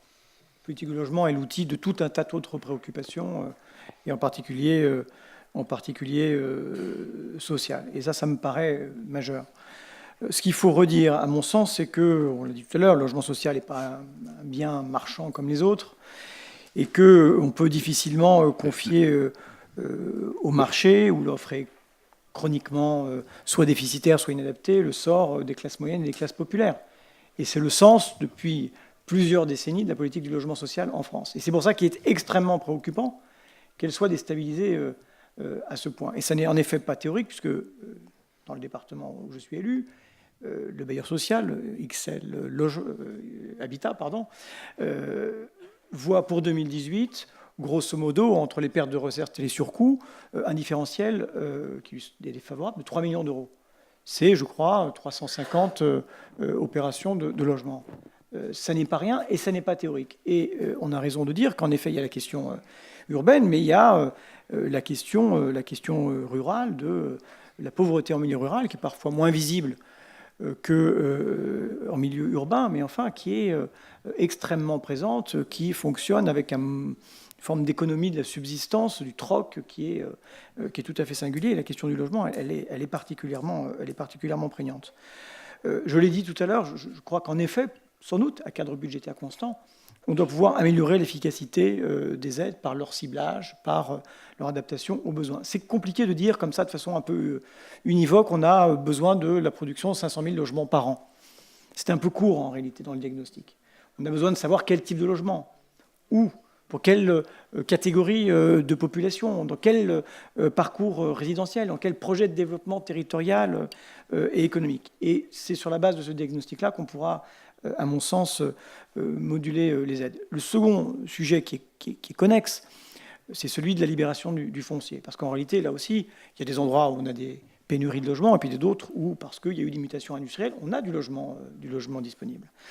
Il y a eu un certain nombre de réflexions qui ne sont pas les miennes, et dont je me fais l'écho sur une fiscalité qui serait non pas dans l'incitation à conserver du foncier, mais plutôt à le libérer. Mais si je dis ça, ça veut dire qu'il faut découpler l'intérêt que les collectivités locales pourraient avoir à ce que le prix du foncier ou de l'habitat augmente, puisque ça augmente les recettes de DMTO. Il faudrait avoir une réflexion sans doute plus globale sur la fiscalité des collectivités locales dans un moment qui est difficile pour elles. Si on devait faire une sorte de super taxe foncière pour inciter à la libération du foncier, il faudrait avoir cela. Moi, je crois, et je pense que je suis même certain que ça avait été la proposition faite à Richard Ferrand au moment où il avait pris ses fonctions, au moment de la passation de pouvoir avec Emmanuel Cos. Elle lui avait dit une chose simple, elle lui avait dit « pendant un an, ne touche à rien ». Parce que ça va déstabiliser ce que nous venons de reconstruire. Et la deuxième chose, parce que toutes les questions qu'on a évoquées sont en effet très prégnantes, organisons un Grenelle du financement du logement, où toutes ces questions-là seraient posées. Ça me paraît encore d'une pleine actualité. Frédéric Descrozaille. Oui, non, une question peut-être, Yves ? Non, justement, je voulais que M. Descrozaille réagisse. Oui. Alors, bon, encore une fois, moi, je ne vais pas me sentir à la hauteur, parce que j'apprends plein de choses en vous écoutant, et c'est un domaine qui dont la complexité et la profondeur m'apparaissent plus clairement à chaque fois que j'en parle avec des acteurs. Mais je voulais réagir sur 2-3 points. Tout d'abord, très rapidement, à propos de la distance lieu de travail-logement, je ne peux pas prétendre, évidemment, que c'est une vérité universelle. J'affirme que j'ai fait du recrutement pendant 3 ans et que mes clients disaient, au-delà d'1 heure, je ne prends pas le risque. Alors, c'était la catégorie pour laquelle ils faisaient appel à un cabinet de recrutement, ce n'était pas tout secteur, etc. Mais je considère que c'est un point fort de ce qui peut être du mal-être et du mal-vivre, la distance à parcourir pour aller à son travail. Dans le prolongement de ça, ce que j'évoque, c'est le fait qu'il me semble important, et c'est vrai qu'à première approche, pour moi, c'est va dans le sens de quelque chose qui ressemblerait à de la dérégulation, en tout cas, parce qu'on ne peut pas savoir à l'avance de quoi on a besoin, de le fait qu'on a de plus en plus d'auto-entrepreneurs, on a de plus en plus de télétravail, on a de plus en plus de gens qui vont avoir besoin d'avoir juste une pièce chez soi pour accueillir un client ou pour y faire un espace bureau. Voilà, je considère que le rapport à la propriété est en train d'évoluer. Moi, je suis frappé avec mes propres enfants, de la façon dont ils fonctionnent. Même dans le textile, ça apparaît. Dans la voiture, ça commence à apparaître, où on paye l'usage et plus la propriété. Est-ce qu'on peut imaginer demain des formes de logement? Pareil, si je reprends l'exemple du recrutement, il y a des zones, où, si vous voulez que je vous lise, il y a des secteurs, des postes, un DRH à certains endroits vraiment ruraux qui soient indemnisés plus de 3 ans par Pôle emploi, ça ne me choquerait pas. Parce que c'est infernal s'il ne peut pas se déplacer parce qu'il y a sa famille et que le déménagement est compliqué. Il y a d'autres postes pour lesquels être indemnisé au chômage, c'est vraiment qu'on ne veut pas travailler. Je pense à un développeur. Je n'ai pas compris l'exemple du DRH. L'exemple, je ne veux pas insister sur l'exemple, je dis juste qu'il y a des endroits effectivement ruraux où les entreprises qui ont besoin de recruter, je pense à des fonctions support dans certaines entreprises qui ont un outil de collecte, un outil de transformation, quelque chose, en fait ont énormément de mal. Parce qu'attirer un cadre de 40 ans qui a 2 enfants et qui est déjà installé quelque part, il ne vient pas. Parce que c'est la première question qui se pose, c'est le logement. C'est où est-ce que je vais habiter et qu'est-ce qu'il y aura autour. Une école, quelques points de vente de proximité, etc. Donc, en fait, on voit bien que la question du logement, effectivement, elle touche à plein de choses. Donc, il y a des formes d'habitat possibles, transitoires, qui accompagnent des changements de vie qui sont à imaginer, qui n'existent pas aujourd'hui, ou qui existent peu, en tout cas. Et c'est particulièrement vrai pour les jeunes, et sur ce qu'on essaie de développer pour la formation. Donc, voilà, et ce que j'ajoute, Stéphane, je t'ai écouté avec beaucoup d'attention, et puis tu parles avec énormément de sincérité. C'est le cas de tout le monde à cette table, mais j'étais particulièrement sensible à beaucoup de choses que tu as dites. Moi, les échos que j'ai eus sur ma circonscription, alors c'est entre 4 yeux, et peut-être les mêmes acteurs en tribune ne diraient pas tout à fait la même chose, c'est sur la question de la vente et du regroupement des bailleurs, ouais, vous n'avez pas tort, effectivement, il faut le faire. J'ai quand même entendu ça, c'est-à-dire que c'était quand même quelque chose... Le regroupement peut-être, la vente, je suis beaucoup plus réservé. Voilà, moi c'est ce que j'ai entendu en tout cas. Et maintenant, ce qui est certain, c'est que tout ça, ça repose effectivement sur des paris qui sont à vérifier dans les années qui viennent. j'espère qu'on ne sera pas obligé de libérer. Et oui, tout dernier point sur les arbitrages. J'espère qu'on ne sera pas obligé de libérer, d'avoir un ministre à qui on va dire, tiens, tu as 500 millions parce que là c'est la cata, il faut rattraper, etc. Voilà, je n'espère pas. Mais maintenant sur les arbitrages, c'est vrai, mais ne parlez pas de rabot quand même. Les arbitrages, on nous avait ça assez reproché. Les arbitrages, c'est la suppression de la taxe d'habitation, c'est la baisse des cotisations sociales, c'est la hausse de la CSG. Enfin, je ne vais pas les rappeler, mais je veux dire, il y en a quand même. Après, effectivement, 150 millions d'euros, mais ça, je pense que vous l'avez tous vécu, moi je l'ai découvert, mais le Premier ministre qui réunit le groupe et qui nous dit, en milieu de PLF l'année dernière, si je fais le cumul de tous vos amendements, groupe majoritaire, ça représente plus d'1,5 milliard, s'ils passent tous, il faut juste que je les trouve. Ben voilà, et c'était les amendements de tous des gens sincères et fondés qui représentaient 50 millions, 80 millions, 120 millions. Les arbitrages, effectivement, ils ne sont pas tous lisibles à la vue d'un député, et c'est Matignon, alors sur des petits, entre guillemets, arbitrages, sur un budget de 300 milliards, un arbitrage de 150 millions, on peut se dire, bah oui, il y a un choix politique. C'est vrai que là, on n'est pas au cœur de la machine. Mais dans les grands axes, les choix politiques, ils sont faits et assumés quand même. Est-ce que... Allez-y, Madame Pinel. Je voudrais juste réagir après les propos de notre cher collègue. Quelques remarques. Sur les arbitrages. Des petits amendements à 80 millions, des amendements parlementaires de la majorité, ce n'est pas apparu en 2017. Tout gouvernement, non, ce que je veux dire, c'est que tout gouvernement, et nous sommes là un certain nombre à avoir à la fois été députés, à la fois avoir été d'abord député, ensuite ministre, nous savons que dans une vie majoritaire, il y a toujours des députés, des sénateurs qui viennent voir le Premier ministre, qui viennent voir les ministres en charge en leur disant ah, écoute Sylvia, là j'ai un petit amendement pour la revitalisation du commerce en milieu urbain, dans les banlieues ou dans les zones rurales. Ça fait pas beaucoup, ça fait que 100 millions, tu peux les prendre sur 40 milliards. Bon, tout ça, c'est très régulier. Ces arbitrages-là, par le passé, on a dû avoir les mêmes choix. Et ce que je voulais vous dire tout à l'heure, c'est que entre faire les choix de certaines dépenses que vous avez engagées et le choix du logement, en responsabilité politique, je fais le choix du logement. Pourquoi ? Parce que quand on voit les prévisions et la révision des prévisions de croissance,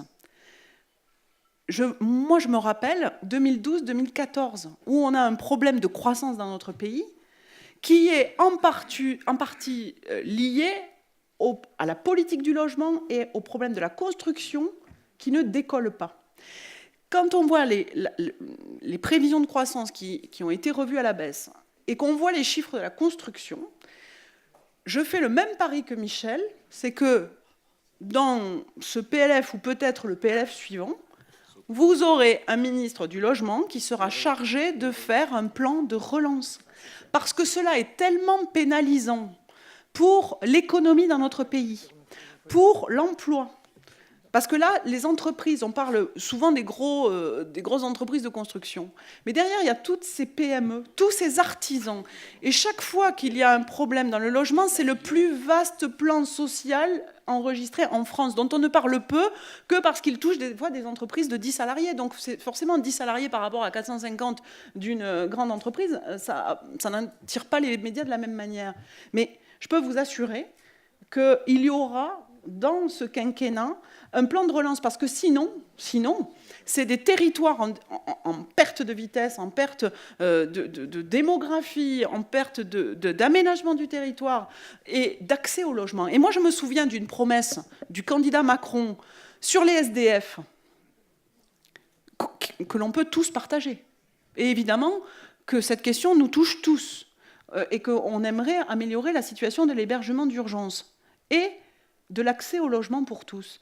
Mais je considère qu'il n'y aura pas d'accès au logement pour tous si derrière, il n'y a pas tous les segments de la chaîne qui sont au vert. On n'arrivera pas à fluidifier les parcours résidentiels si on n'a pas assez de logements sociaux, voire très sociaux, si on n'a pas suffisamment d'accession sociale à la propriété, si on n'a pas suffisamment de PTZ, si on n'a pas d'investissement locatif. qui permettent justement d'avoir accès à ce logement. Et que l'on arrive à inciter par l'intermédiation locative des bailleurs privés à faire en sorte que des gens très éloignés du logement et donc de l'emploi puissent aller là-dessus. Et alors, franchement, sur le logement d'abord... On note quand même le pari de Bunus. Le pari de Bunus, c'est qu'il y aura un plan de relance sur le logement.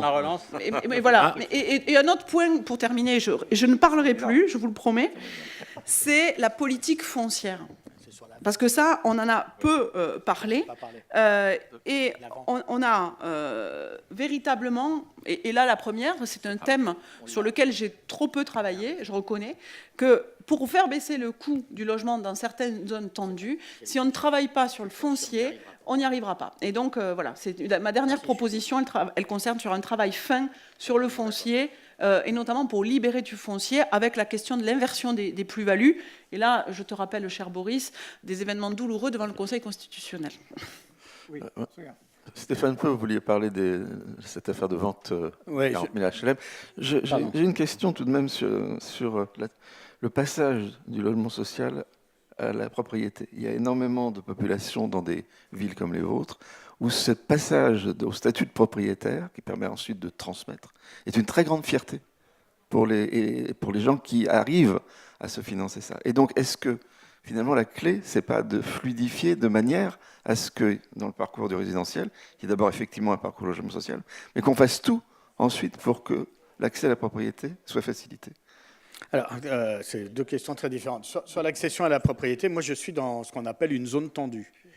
Ça veut dire quoi, très concrètement? Ça veut dire qu'un locataire HLM, il paye, selon la date de construction de son logement, entre 5 et 7,5 euros de loyer par mois, et que le locatif privé où il pourrait se loger a un loyer qui oscille entre 17 et 25 euros par mois. Donc vous voyez bien que passer du secteur HLM au secteur privé était autrefois une marche, aujourd'hui c'est un mur, infranchissable pour la plupart des personnes, et qu'il n'y a rien qui vient solvabiliser cette différence.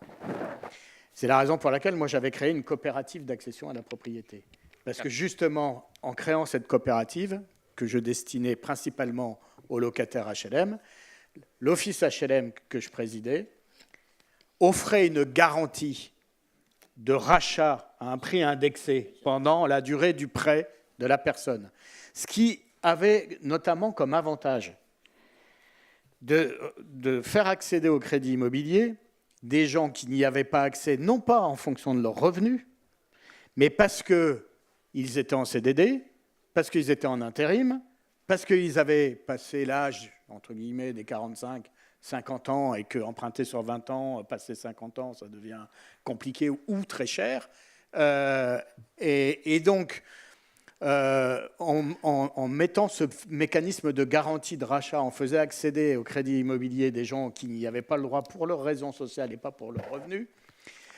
Et on garantissait le rachat du bien en cas d'accident de la vie, tous les accidents de la vie classiques, handicap, machin, mort, décès, etc. Mais surtout, on garantissait le rachat du bien en cas de séparation ou de divorce, qui est quand même 90% des problèmes de vente. Des problèmes de vente, bien sûr. Et donc, et du coup, on permettait que ce mur infranchissable devienne une marche. Donc il y a, je dis ça à travers ma petite expérience, mais on peut faire des choses pour fluidifier. Ensuite, sur la vente et sur les regroupements. Très rapidement, Stéphane, parce qu'il faudrait qu'on puisse poser des questions aussi. Oui, très rapidement, mais comme on m'avait posé la question... Pardon, très rapidement. D'abord, sur les regroupements, moi, franchement... J'ai présidé au regroupement de 6 organismes HLM sur mon territoire. Moi, je suis pour, je dis juste que, d'une manière générale, je suis contre les mariages forcés, dans tous les domaines, y compris dans le domaine des mariages d'organismes HLM. C'est-à-dire qu'à partir du moment où c'est une volonté partagée, je pense que c'est bien. À partir du moment où c'est contraint, je pense que ça pose beaucoup de problèmes et que ce n'est pas une bonne route. Sur la vente HLM, moi j'y suis. La vente HLM, elle existe depuis des années. Des années, c'est une faculté qui existe. Il y a environ 100 000 logements HLM qui sont mis en vente chaque année. Il y en a 8 000 qui sont vendus achetés, et sur les 8 000, il y en a 2 000 qui sont achetés par les locataires HLM, pour des raisons de solvabilité. Donc voilà, ça existe, ça. Ce que fait la loi, c'est pas ça, sur la vente HLM. C'est pas de créer la faculté de vente, elle existe, cette faculté de vente.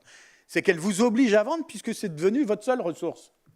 On vous a pris vos fonds propres par la réduction de loyer de solidarité. Si vous voulez ne serait-ce qu'entretenir votre parc, vous êtes obligé de vendre pour avoir les moyens d'entretenir votre parc. C'est doublement une bêtise. C'est une bêtise parce qu'en obligeant à vendre, vous allez accroître la ségrégation sociale dont je parlais tout à l'heure, parce que je vois bien, les organismes HLM, ils se délibèrent déjà sur les ventes de patrimoine. J'ai été faire une réunion publique l'autre jour à Fontenay-sous-Bois, pour ceux qui connaissent le coin.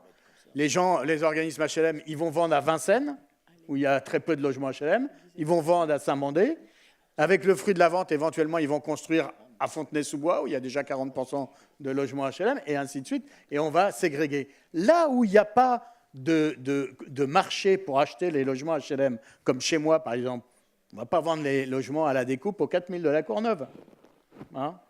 Eh bien, la loi crée une société de défaisance où on vend en bloc, 100 logements ici, 100 logements là, à une société de défaisance. Cette société de défaisance est ensuite libérée de toutes les contraintes HLM et pourra les vendre à la découpe. Je vous le dis, tel que je pense, et je le dis et je le répéterai, parce qu'après, il ne faudra pas venir pleurer, c'est la fabrication des Grigny-la-Grande-Borne, du chêne pointu à Clichy-sous-Bois, Copropriété dégradée. des grandes copropriétés dégradées à la puissance 10. À la puissance 10. C'est une monstruosité, en dehors du fait que c'est une monstruosité qui va accroître la ségrégation sociale et qui va fabriquer les copropriétés dégradées. Et je vous le dis, quand vous avez une cité HLM qui est dégradée dans un quartier, vous pouvez intervenir. Les pouvoirs publics ont des leviers, parce qu'un bailleur HLM obéit quand même à des impératifs publics. Quand vous avez une copropriété dégradée, je sais ce que c'est, j'en ai sur mon territoire, la puissance publique est, pour le coup, totalement impuissante. Merci Stéphane Peu.